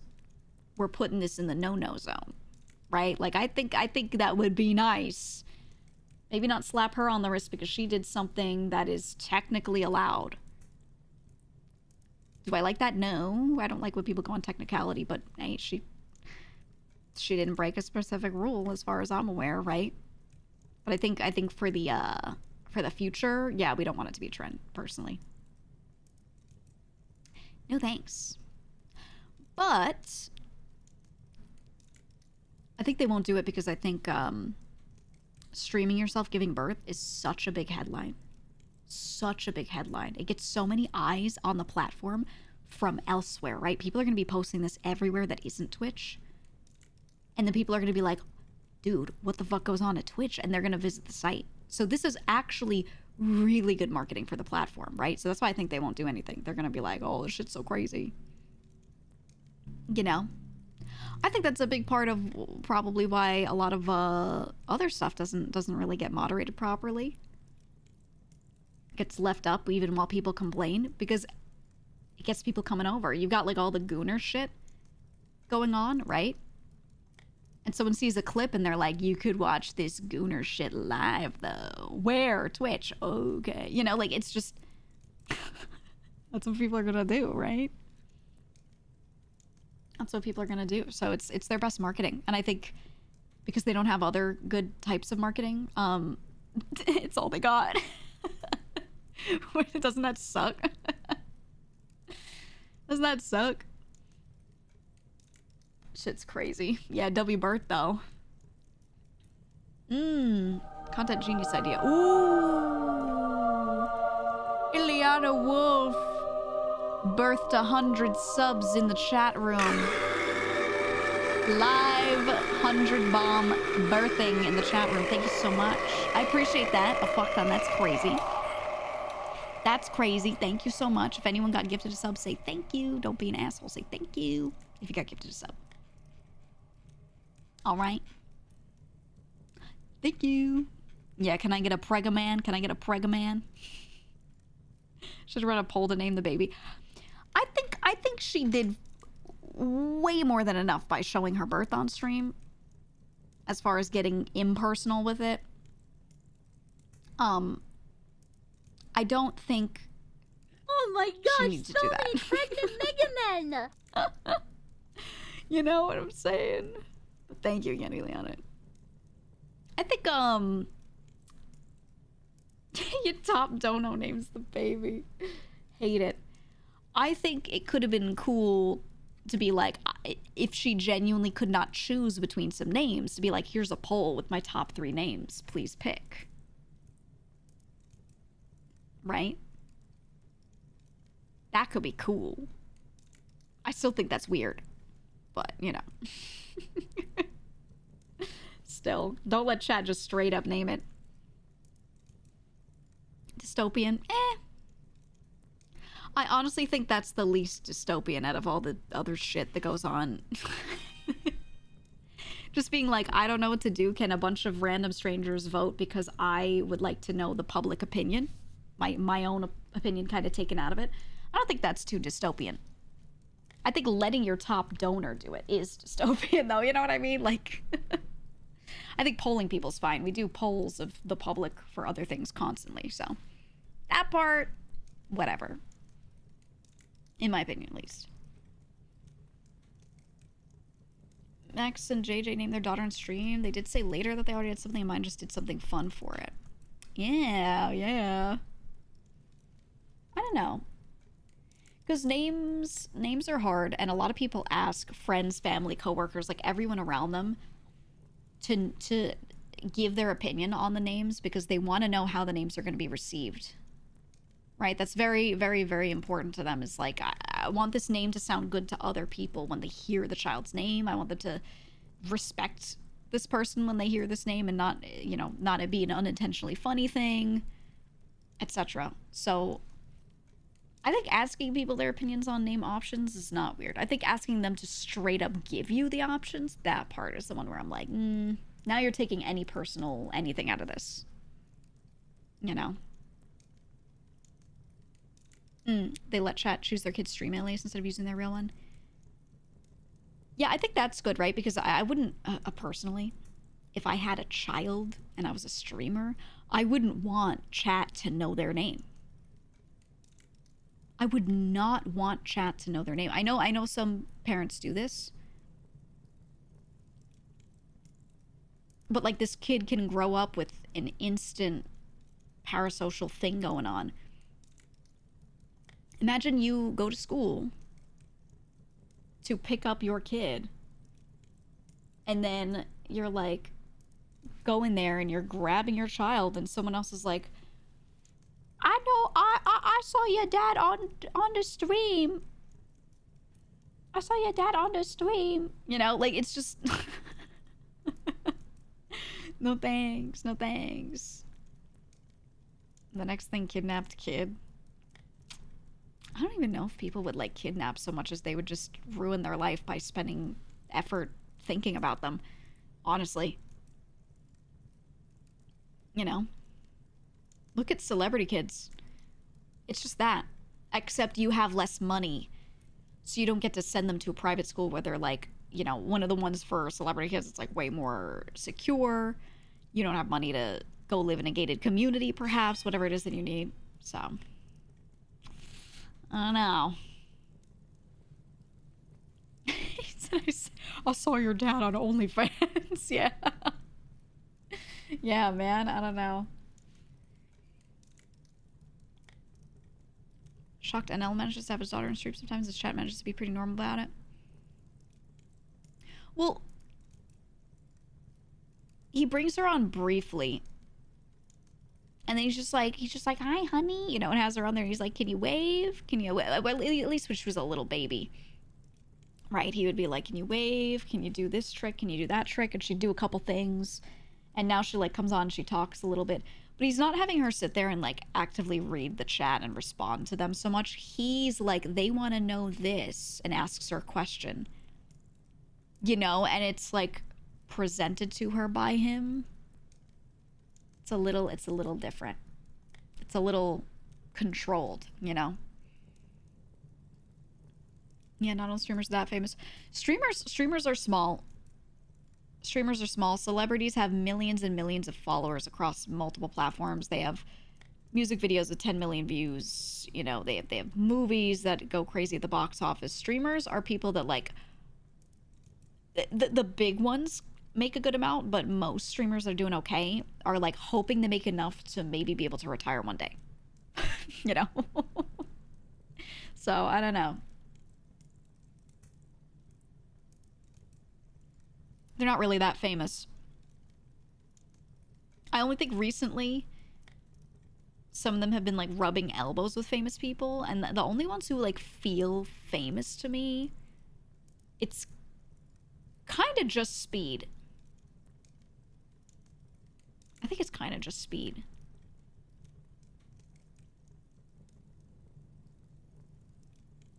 I would say Kai too, yeah. Mr. Beast, right? Markiplier. He's got that level of fame, I would say. Just popularity with, like, the audience that he has. Yeah, Case is maybe getting there, but he's not really, like, long time yet. Markiplier is there. He is there. I wouldn't say you need to go off of, like, current CCV or current active views on videos. It's more so, like, what kinds of brand collaborations they've had. Yeah, PewDiePie, right. Even Ninja, I know you guys, like, don't even see him nowadays because of, like, he's just gone from Twitch and, you know, whatever. But he's very well known in, like, the corporate sphere and on standard TV, stuff like that. So when someone comes to the point where I feel like they're more of a household name, that's when I'm like, okay, now they feel like a celebrity and not just, like, a big streamer, you know? Even XUC, I think X is more so just a really big content creator, but I don't think he's got that, like, normal celebrity thing going on, because he's not really, like, part of anything outside of this industry very heavily, you know? So it's not about, like, raw stats or anything. It's more about, like, what I see them doing, I feel. Because that's what makes you mainstream. Because you could be a much smaller creator, but you get, like, you know, actual celebrity guests on your YouTube channel, or, like, you are in a Netflix special, or, you know what I mean? Like, all these sorts of things that kind of put you in front of a lot of people outside of your bubble. I think that's when it feels like that, you know? Oh, yeah. Markiplier just got married. Did you guys see? Did you see? I got recommended a bunch of random ass tweets with pictures of him on Twitter. It's nice. I'm amazed he was keeping it so quiet too. It just kind of happened there. Like, here's some pics. That's good. Really good. Got married for real? Yeah. Wait, let me find it. I liked his wife's dress. Amy looked good. She looked good. Hold on. I gotta find a picture without, like, all these fucking headlines and tweet bullshit all over it. Okay, here, look. Look, they got married. They got married. She's got a very, like, traditional old-fashioned dress. Markiplier got married. I saw people being like, rip his 5 billion fans. And I was like, I thought people knew this. Like, I thought, I don't know, I thought people knew they were, like, together and stuff. Right? They weren't, like, a huge secret, I thought. I don't know. Yeah, this is like a longer than a decade relationship, so I'm like...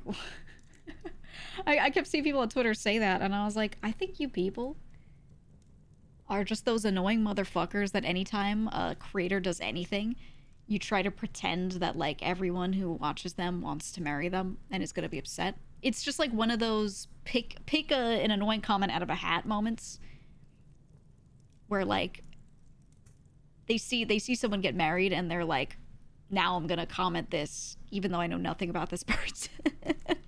You know? There's like a little bag of like the same 20 negative comments that people reach in and pull out every time anything happens to a creator. And that's one of them. That's one of them for sure. Yeah, usually the tourists. It's one of the number one ones.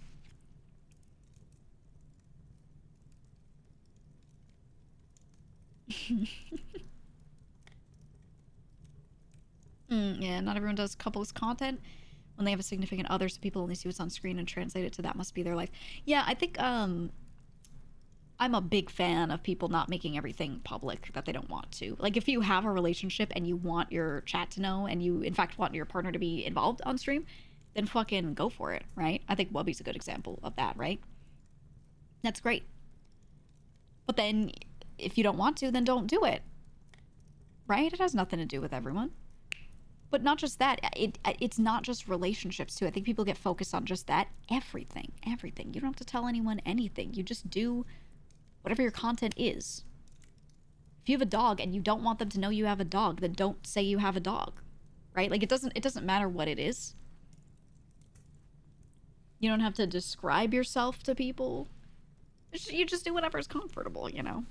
Everything can be under that umbrella, I feel. And you just share what you're you know, comfy with. But I want to see the doggy. Yeah, like I talk about my cats, but I don't post pictures of my cats. Plain and simple. You know, it's not really about them. It's like, you know, you're gonna see backgrounds of like where I live and stuff. You know, maybe not like crazy. Like, yeah, you don't have to take a picture with the window in the background or anything like that. But still, I don't want people to be like, oh, that's what your office looks like. Oh, that's what your living room looks like. I just don't want that. You know. So that's a big part of it for me. Yeah, Texas. I have to know. Mind's eye pictures Nucky is the Adonis of cats. Well, looking at him right now, you know, I gotta say, he's pretty normal looking. I think he's handsome. I think Wolfie's the Adonis of cats, but he's like cute, like round, very round. He's still handsome. He's not round like cats with a super round face. I mean, like his eyes are very round, like perfect little circles. Handsome little dude. No, he does not have a big fat stupid head. He doesn't look like a kitten, but he's got a very youthful face. Neither of my cats are fat, so neither of them, and neither of them had a tomcat era, so neither has you know, the tomcat cheeks or anything. Yeah, Wolfie does have the chud chin. Yeah, 100%. He's got it looks normal when he's sitting there looking at you normally, straight on. But when he lifts up his head, he's got like a little bit of a weak chin. He can't keep his mouth closed. So like he opens his mouth and his teeth stick out when he looks up. So if I look down at him and I'm like, hey, and I reach down, he's like sniffing my hand. He goes like, and you hear his mouth because he's like mouth breathing. It's really good. It's such a simple thing, but it's like a really nice characteristic of him. I love it. He's just going. But then Nucky, you know, he's got a nice, strong, handsome mansion. He can keep his mouth closed, so he like lifts his head up to sniff, and his mouth stays perfectly closed. And it's just funny. It's just funny. Yeah, I agree. You said people are annoying about the pictures of animals. There's always that one guy who sees algae in your aquarium and goes, "The fish are dying." People are like so. People want to tell you what to do. Everyone wants to tell everyone what to do, and they often don't even mean it like poorly. They just see and they want to get in there and say. And I find in public, IRL, there are people like that, but yeah, you'd call them a busybody. Like most people don't. If they see you actively struggling, they might step in, but you know, people just don't say shit about other people that much in public, here and there. And then when they do, they get like labeled something, right? But then online, everyone types everything. They tell you what to do all the time. And I don't know what it is. I guess maybe being online makes it so that because they're not in person, I think they don't have self-awareness, right? I think people don't stop and evaluate themselves when they're online because you're not physically in front of somebody and you're not feeling like you're being watched. So there's just like way less shame, you know? I don't know. There's like no embarrassment or shame tied to their username.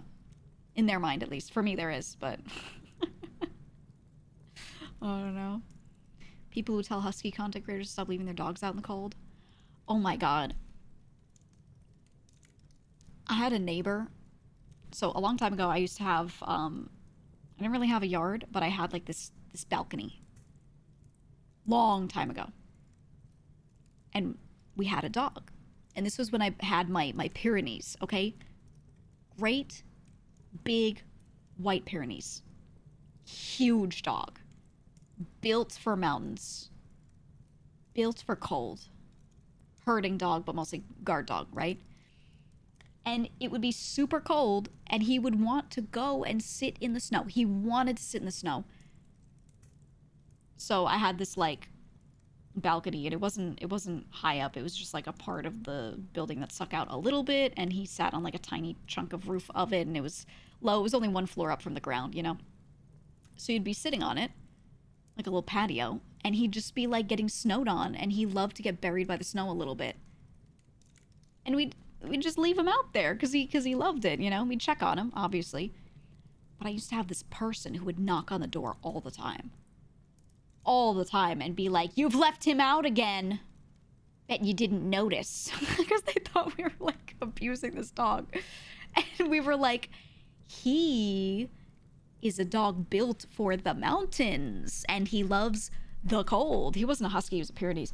He was like a fucking 100-something pound giant dog. All white fur, so much undercoat. I'll show you a picture. I'll show you a picture. But he was fucking enormous, and he loved the cold. You know? So floofy, so big. Here, I've got a picture of someone sitting with theirs so you can see how huge this fucking dog is. They're not Great Dane tall, but they're big. This guy. Look at this one. Do you see the fur type? If you took this guy to the groomer, you'd get 5 dogs worth of hair out of it. You'd be able to recreate 5 new dogs. They're huge. And yeah, he wouldn't really feel cold. He wouldn't really feel cold. I would say huskies are still a better cold weather dog, but still, even when he would get damp, it wouldn't really like penetrate down to his skin. Just the outer fur would be damp, but it wouldn't make it through to him, you know? So he wouldn't get cold from like melting snow or anything like that. He would have to sit outside in the rain for so long to actually get wet. So like, you know, he was fine. But this person would knock on the door and be like, "You've left your dog out again. I see you've forgotten about your dog. You don't love your dog." And I'd be like, "Shut the fuck up." You know? Here, right, here's another really good picture. Let me get this one. Just to understand the sheer size.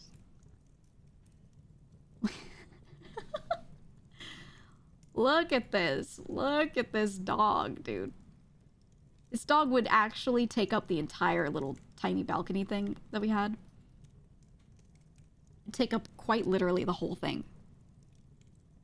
They get huge. You know, wonder if you can make dog. Well, you basically could with these ones.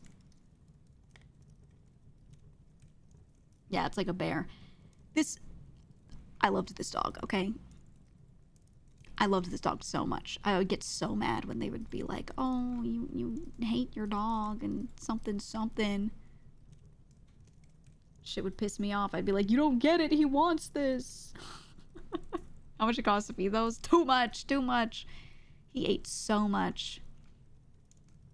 He also, you know, they're a guard dog. They guard herds of sheep in the mountains, and they don't like other people getting close to the family and stuff. Like, they're not really into that. You know? They want to just be happy with their family and have no one come nearby, because their whole thing is to keep others away. So, yeah, not very social dogs. So, and that was part of why I liked having him. Because it wasn't the greatest area, you know? So if somebody was, like, coming up to the house or something, they're not gonna fuck with that dog. They're not going to, you know? And they're very much a working dog. They are kept happy by sitting around and being able to look outside and being able to see if anybody's coming up. A lot of the time, they want to sit outside all the time. They don't even want to be inside a lot. But they don't want to run around. You can take them on walks, and then they want to have a spot where they sit, and it's like their post, you know? So that was what we did with them. Yeah, very territorial. He wasn't horrifically behaved, though. Like, we were able to socialize him. If you get them young, we had him as a puppy, you know? So if you get them young, you can socialize them and get them to the point where they're, like, not going to attack people, obviously. But they will bark every time. They will bark every time.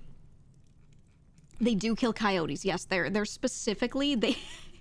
They do kill other animals that try to come to the house.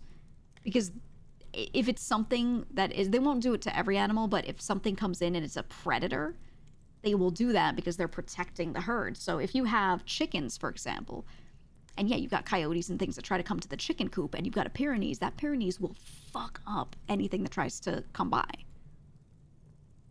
They're wonderful. They're wonderful for that, you know? But they're really, like, best as a farm dog, I feel. Not a city dog. But, you know, we had space for him, so... This is the breed that went missing to hunt down an entire pack of coyotes, I believe. Yeah, there was that one story where, like, this one... Was it a sheep farmer? There was one... Or herder, right? There was someone who had a herd or farm or something, and their dog went missing for a while. And they eventually found their dog, and the dog followed a bunch of coyotes to their den. Yeah, killed several, and then followed them and hunted them all and got rid of them. And I was like, oh my god. Oh my god. Because it was trying to keep the property safe. It's a working dog, okay? It's a working dog, but that shit's terrifying. Yeah, John Wick. If I had, like, a big piece of land, I would get one of these again. I loved having this dog. But probably too big of a dog for me to own, honestly. You know, it was different when, like, my dad had the Pyrenees, you know, and he could, like, take him for walks. I would also walk him, but, like, you know, I was certainly not the one teaching him because he got huge. I could when he was a puppy, but, you know. I don't know. But he was cool. He was cool. I liked that dog a lot. Don't get a dog you can't hold back on a leash? Yeah. Yeah, my last dog, she was, like, just at the threshold. She was really big. She was just at the threshold. And, you know, I know exactly what size of dog I would never go over, and it was her. My last dog. Never bigger. Looking at the article, he was a 20-month-old Great Pyrenees who took down 11 coyotes. That's crazy.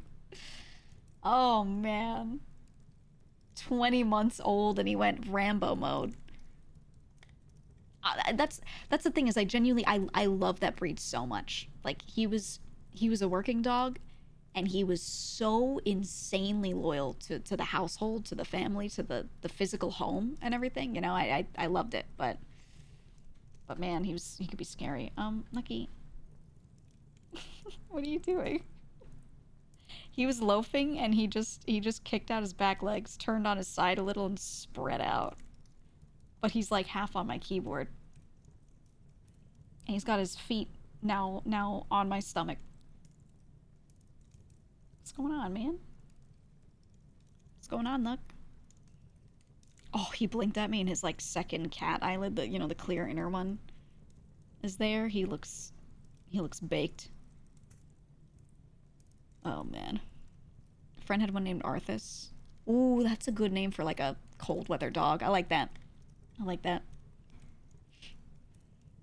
Don't some dogs need to be trained to be chill? Yeah. That's why I tell people just don't get a working breed unless you're gonna like really, really, really spend a fuck ton of time with them, and often have some sort of work that can actually do with you. You know, it could be simulated, but have that work. At least for our dog, he was literally guarding the house. Like, he would alert us of people all the time, and we wanted to be alerted of people to make sure we were kept safe. And we would thank him, and we'd be like, oh, so good. You know, whenever he'd point someone out. And he'd be like, yeah. And, you know, he had a really good time because he felt like he was working, like he was being useful and doing his job. So he was not frustrated, right? But if we had that dog and I had no windows that like faced a spot where people walked by, there was nothing to look out for, he would have been so bored. He would have been so bored, you know?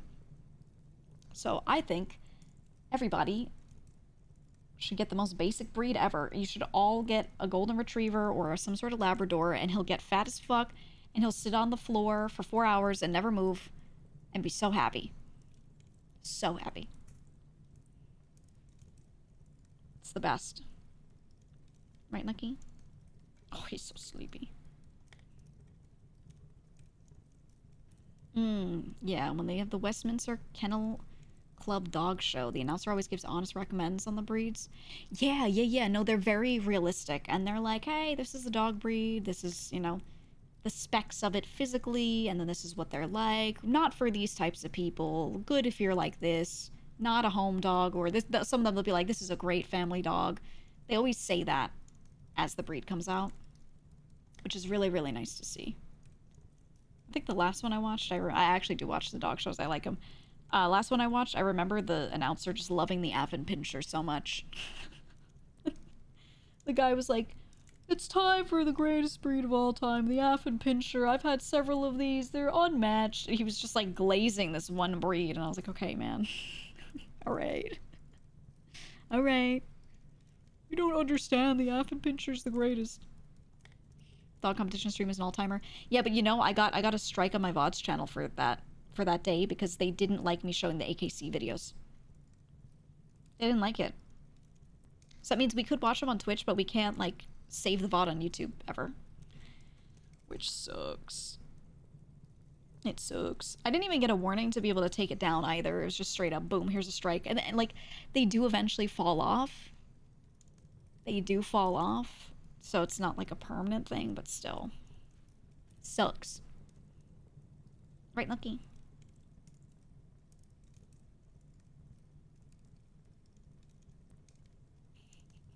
He's turning his head toward me, just closing his eyes. Lucky. Lucky, what game should I play today? Should I play Hades 2?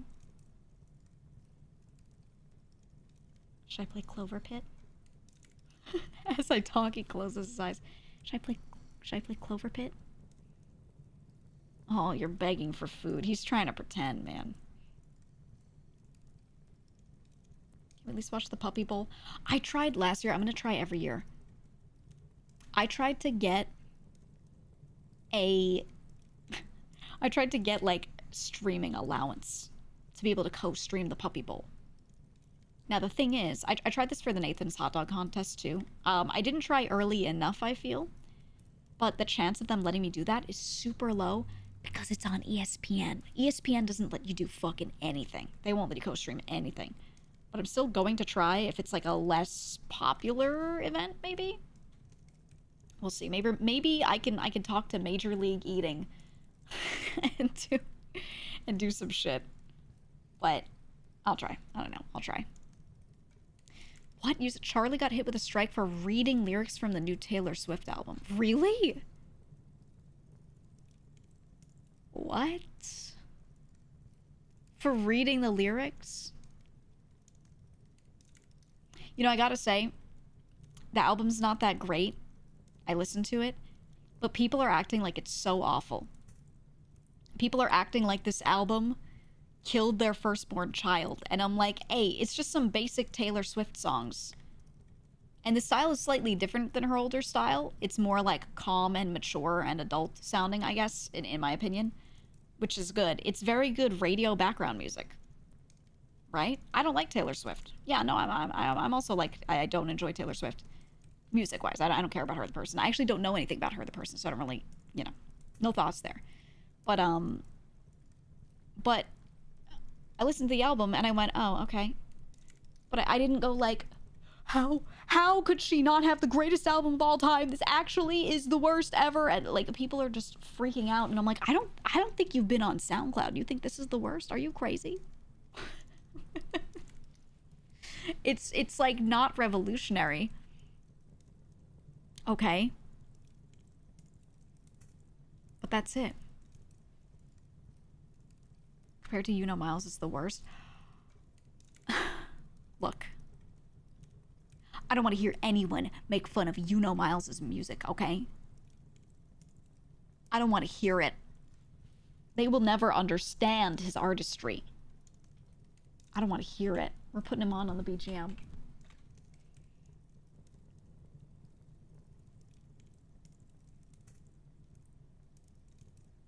How many plays does he have on a song? 17 million on Four Wheeler?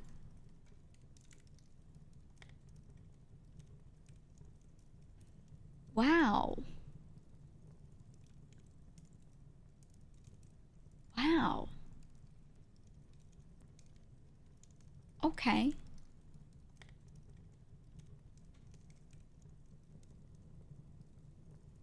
Oh, I remember this song.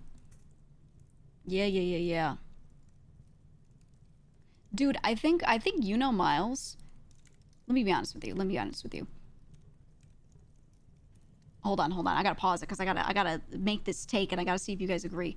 I think You Know Miles is an example of Gen Z having ironic millennial humor, but they don't want to admit it. Do you guys agree? I think comedy has gone full circle with like surreal humor. And it's the same shit, different era. Right? So it's not exactly the same. But if we were all the same age as like the Gen Z kids that listened to You Know Miles when he started becoming popular, right? Would have been the same shit. Right? There's no difference. There's no difference. It's just the modern take of it. So I see people complain about a lot of Gen Z stuff, and I'm like, isn't this humor the same as millennial humor, just from a different era? You know? I don't know. I think You Know Miles, he's an entertainer. So, get that bag, boy. Get that bag. Says Gen Z, You Know Miles dropped a crazy song during the Drake vs. Kendrick. Oh, yeah. No, he went crazy. I think there's a lot of, like, stuff like that shows, like, he actually kind of does know what he's doing, right? He's like, you can tell he's self-aware. And when he has to do something that's good, he does it and then executes it poorly on purpose, but in a way that makes people listen to it. So I'm not gonna say it's quality music, but like the dude knows what he's doing, right? Every time there's an artist that gets popular and people don't really love their music, I'm like, okay, but it's not about making the best song. It's about marketing yourself. And it's about creating something that you know will captivate people for whatever reason, right? And some people just like, they just have that spice in their brain, you know, where they know people will find this funny, or they know people will find this entertaining. And that's just, I don't know, it's like content brain, I guess.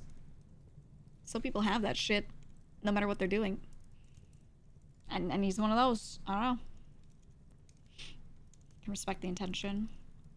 Yeah, that's what I'm saying. Like, even if I don't like it, I think a good example actually is Kai Cenat. A lot of people like to shit on Kai because they don't like some of the things he does. But I'm like, okay, but he's doing all of it intentionally. Like, almost everything he does is calculated and doing well. So how can you not look at that and be like, this is a great content creator? Because he goes in and is like intending to make the biggest stream ever, and then he does. It's simple as that, right? Some people will shit on like some big creator that doesn't really talk much during stream, and I'll be like, okay, but they've cultivated an environment where they don't have to even talk much, and people will still like sit there and watch, and they'll make money. Are they not incredibly successful and doing great? You know, like, I don't know. Like, even if it's not for me, I respect the hustle, you know? Especially when it seems to be done with intention. I don't like Speed either, but came around to him over time after he stopped being stupid. Yeah. I've definitely flipped on Speed. I like Speed now. I do think sometimes he still does shit where I'm like, okay, we don't need that. He's not perfect, but he's improved so much, for sure. I think he's doing great. Sometimes he does stuff that's, I'm like, kids watching this is still going to be like a not good influence on them. But it's usually not like crazy. It's usually not crazy. It's just like kind of goofy, right? Yeah, you said Kai makes great content. It's centered towards children, so hating on him is the same to me as when grown-ass adults were hating on the Mario movie. I think the issue is more like some of the stuff that he shows on his streams is definitely like, you could tell it's contributing to brain rot, or it's contributing to bad behavior. But I think it's less, personally, I think it's less him, it's more the people around him. He still allows it on his stream, so I'd say he's the final check of being at fault, but the people who are actually sitting there doing that shit, it's usually not him, right? He's usually the one who's like telling people to pull it back a step, or to calm down a little, or whatever, but then he also like keeps reinviting some people back after they do stupid shit, and I'm like, all right, well, we're after the clips, we're after the shit content to make us go viral, right? Like, it's the hustle, you know? So whenever bad behavior or whatever is linked to him, he literally tells them to chill. Yeah, that's what I'm saying. Like, it's good that in the moment, while they're doing something bad, he is seen on screen telling them to stop doing it, right? He's like, guys, stop doing this thing. Yo, guys, don't do that. Great. But then he keeps them around. So I think what that does is it teaches kids like, oh, if your friend's an idiot, tell them to stop. But if they don't, still be friends with them, right? It doesn't exactly teach the right thing because those people keep showing up, you know? So it's kind of, I don't know. Not a fan of that part. Though there are some people he's kicked out straight up, so you can only hope it keeps going.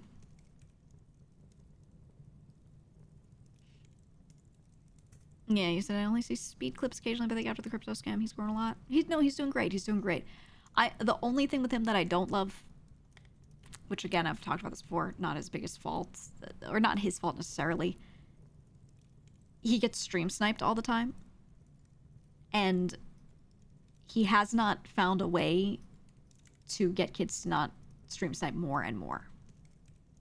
You know, like they keep doing it more and more people, there are more clips over time of people getting hurt because they're stream sniping him and he's in a vehicle and they're like trying to catch up with his vehicle, things like that. I don't think he's wholly at fault for that, but it's just like a negative effect, I guess, then more kids are like, oh, stream sniping's so cool. And they're like riding out. They're like, oh, he's in my town. We're all going to get on our bikes and go to this area, you know? So that sucks, because there are also people who do a lot of IRL streams that don't have like a bunch of kids following them, you know? But I think that's like, what can he do? Throw out his audience and get a new one? Not really, you know? So it's like it's a side effect, but not his fault, I would say, if that makes sense. Maybe stop broadcasting everywhere you go. Well, he's literally live streaming. He is a streamer, so you know, he's gonna have to keep his job. I don't know. Modern day flash mob, dude. Someone needs to get these kids to do a damn flash mob for him or something, because like they just keep falling around on their bikes, and I'm like, can one of you have a plan or something? So many clips of them just standing there with their phone out, and then the moment you put attention on them, they look like deer in headlights. They have no clue what to do now that they're there. You know, they're just staring and they're like, haha, yeah, I'm here. And they're just nervous. Can they show up with a plan? Can they flash mob or something, please? We need it. We need it. You know? So glad millennials go over the flash mob thing, because that sucked. Do you remember how many videos there were when the greatest, I think it's I hate the song. The greatest idea ever was Bruno Mars making that stupid marriage song. Because then for the next 10 years, every single person was proposing with a flash mob to that song in a mall somewhere. Oh my God, he made so much money. Holy shit, it was so annoying to keep seeing it. But like, and you know, especially if you're from a city, how many times are you gonna walk down the street and someone's like flash mobbing and people are like, I'm trying to get to work, you know, and honking, and then they're like, I think I wanna marry you, you know, ooh. And they're doing their shit in the middle of the street, and you're like, oh my God. Oh my God. So annoying, but man, what a good idea by Bruno Mars. What a good idea. Oh man, so many flash mobs too.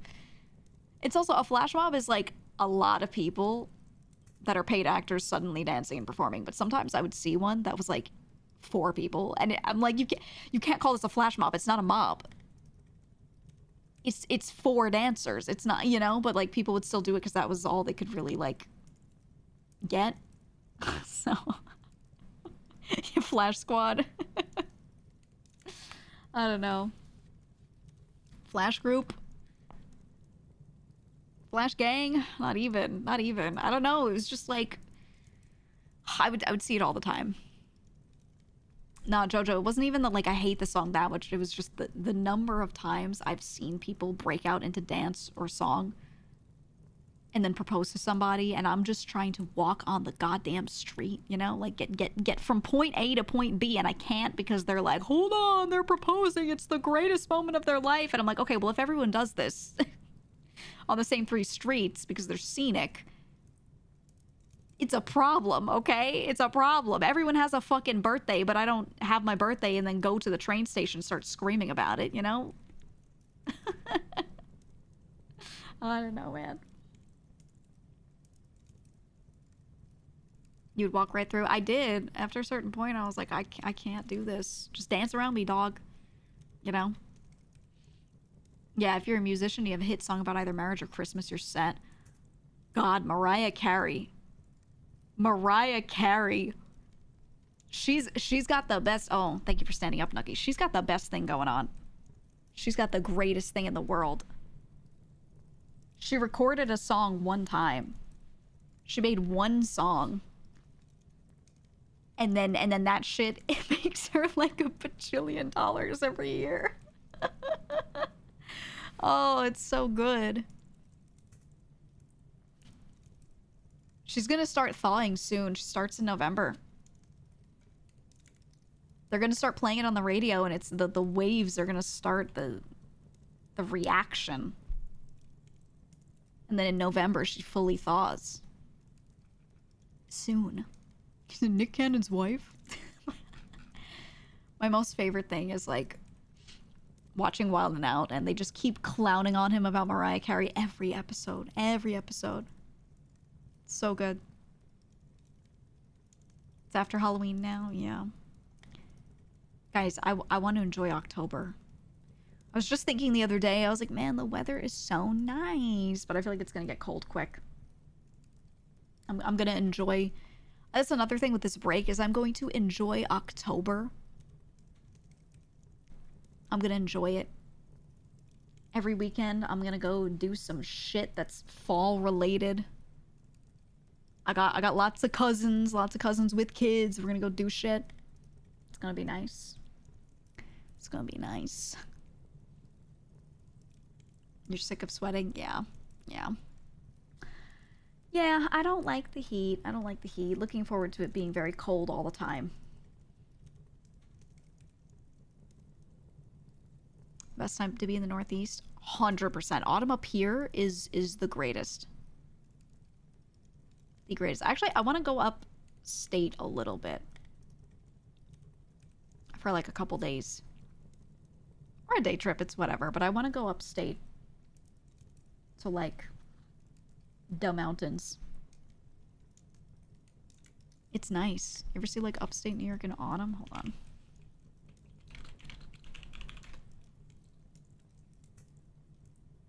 The fall foliage is like crazy.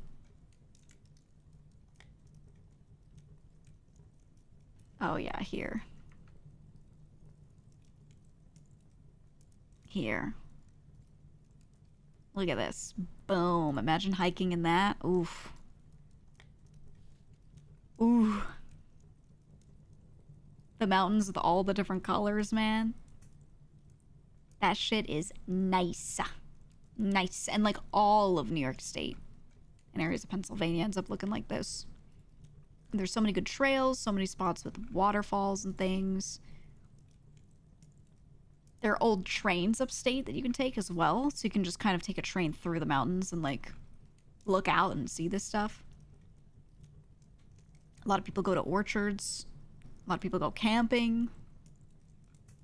But there's a lot of really nice fall hiking, so I might just spend a lot of time outside in between all the work stuff. It'll be nice.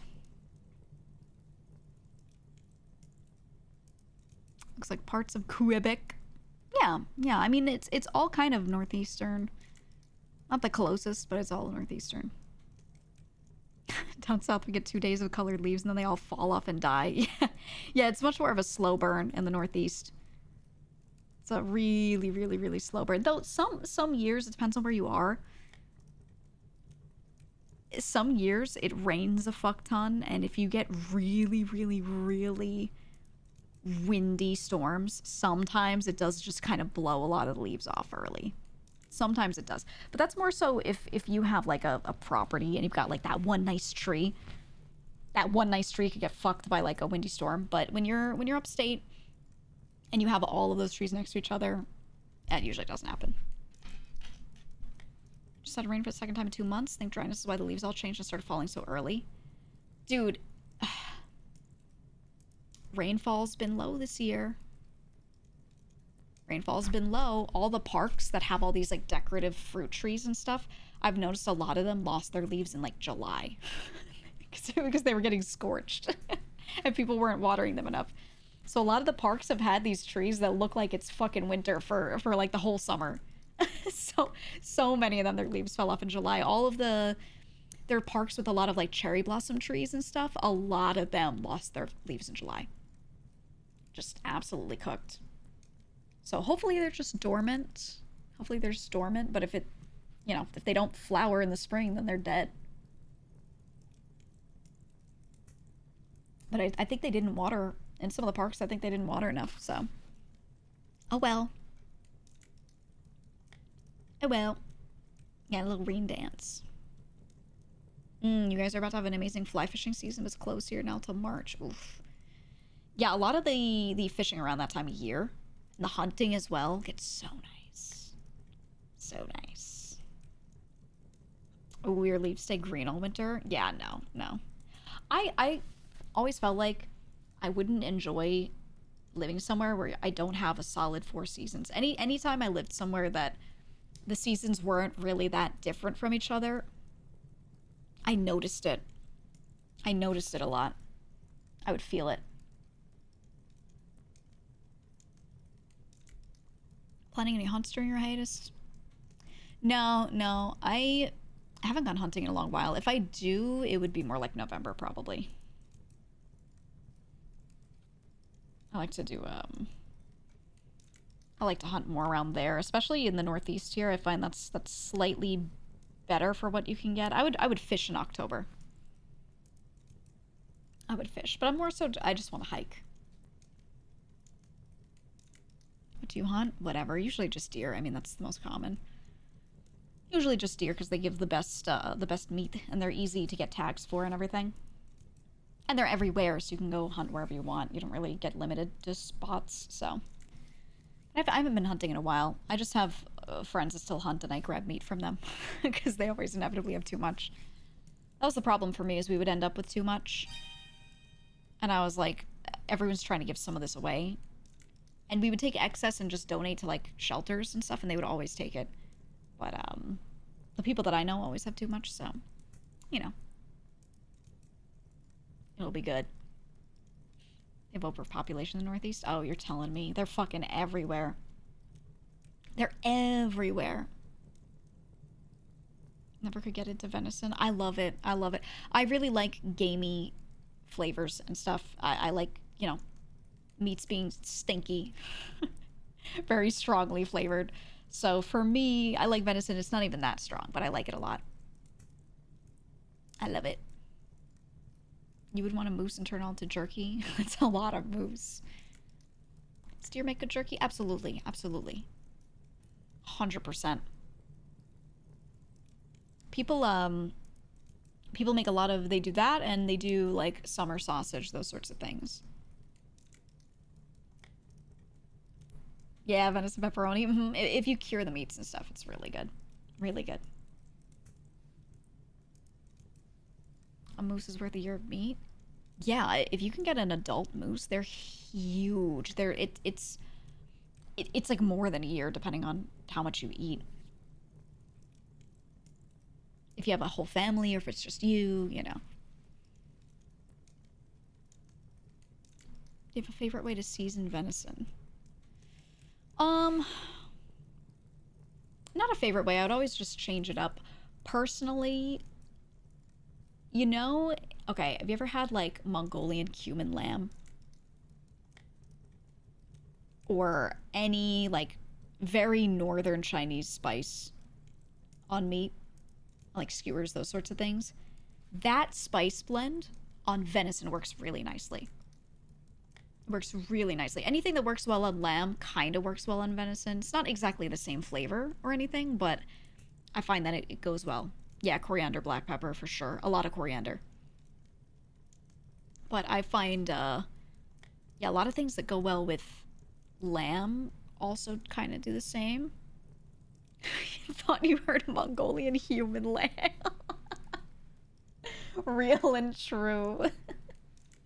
I, too, eat people. No, I really like, that type of spice, too. Oh. What is so the good. charge? Eating a meal? A succulent Chinese meal? It's so delicious. It's so delicious. You eat Canada goose? Dude, I'm so tired of geese. I'm so tired. They shit everywhere. They're mean. They're really mean. They're cute from afar, but they in large families cross the road and just stand there. They just stand there in the middle of the road. And they're like, we're crossing, and they meander, and I'm like, oh my god. You try to, like, drive closer to them and honk, and they just get upset at you. They don't really, like, go anywhere. They just get mad. Have you ever been attacked by a goose or a swan? I've been attacked by a swan. I've had to grab it by the neck. That shit is, like, surreal. Surreal experience when you have to grab a bird by the neck. I hope you guys never deal with it. I've been bitten by a goose as well. Got me pretty good. Even partridge will try to face down cars. A lot of birds are quite bold. Quite bold. I'm excited to go drive upstate and have to deal with all the turkeys that are going to be in the road. The turkeys are going to be like moseying. I'm going to hear them. It's that time of year where they start to come out into these types of areas. Turkeys are violent. Turkeys are fucking mean. They will actually try to beat you up. They're crazy. Absolutely crazy. It's a good thing we eat them. They're so delicious. They're so delicious, and I love wild turkey. Oh. Oh. So good. Very excited for Thanksgiving. Been bitten by a conure? My own conure. This shit's basically a dinosaur. My cousin had a conure for a very long time. He was so cute. And he was pretty nice to me. I was one of the few, like, non-household people that could be cool with him because I would give him snacks. So I was like a designated snack giver. He was so smart, though. He was so smart. If I said I was going to give him a snack and I started walking over to do that, and then someone else said something and distracted me and I turned, he would start, like, attacking me. Because he was thinking that I was forgetting to give him a snack, or I was, like, changing my mind, you know? So he would remind me, start, like, trying to kill me. He was great. I liked him. He was cute as hell. He would fall asleep in my hand. He would, like, I would hold my hand out, palm up, and I'd put my thumb out. And he'd sit on my thumb like a little perch. And then he'd, like, slowly slide and turn upside down. So he'd be hanging like a bat, like, from my thumb in my hand, and he'd just pass out. He was so cute. I want a bird again. I'm not going to get a bird. I'm not going to get a bird, but I miss having birds. I always like them. You need so much time, though. I haven't had a bird in a long time. I have family members with them, and I get my fix by visiting them and being like, oh, how are you doing today? You know, communicating with the birds. But I don't know. I don't know. I miss having them. I miss having them. You like the idea, but not the reality. Yeah. I think it still is a nice reality if you don't have a lot to do. Maybe if you're older. Maybe you're retired and you get a bird. Then it can be really nice. But, yeah, no. They're so needy. They're so clingy. It's just not worth. It's not worth. Maybe one day I'll be super old and I'll retire. And then I'll get a bird. Then I'll do it. On that note, let's open a game. Do I want to do Hades 2 or Clover Pit? What's the vibe? We've played one full stream of each.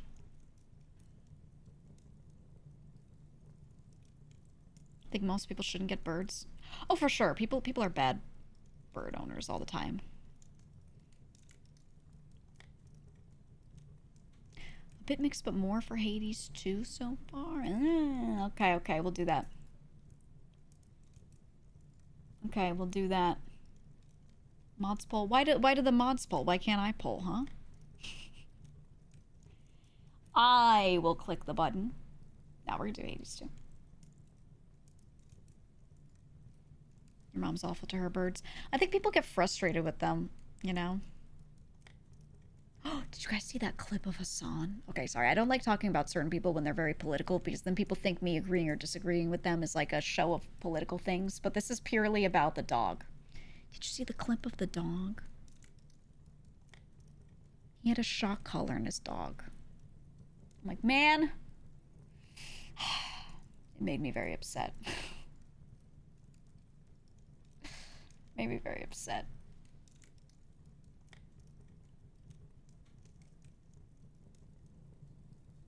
It was proven he doesn't, though. I don't know. It's a tracker, is it? I hope so. I hope so. That's the thing is, like, I don't want to come to a solid conclusion until, like, we're absolutely sure. Oh! Hades sounds. Hades sounds. Turn off BGM. Doesn't match the look of track color. It's 100% a shot color. See, that's the thing. Alright, we have people being mixed in the chat being like, it is, it isn't, it is, it isn't. Here's what I'll say. I don't care about the truth because I'm not emotionally invested in his dog. Okay. All I gotta say is, in general, you shouldn't have a shock collar ever. Right? The message is what matters. Not whether a specific person has it or not. Okay, hold on, I'm checking some, what's the word, settings. I keep hoping, so when I click off of it, it pauses the audio. I'll click off right now. Oh, wait, this time it didn't. Oh, it depends on what window I click on. That's weird. Okay. New tech with Hades, I guess.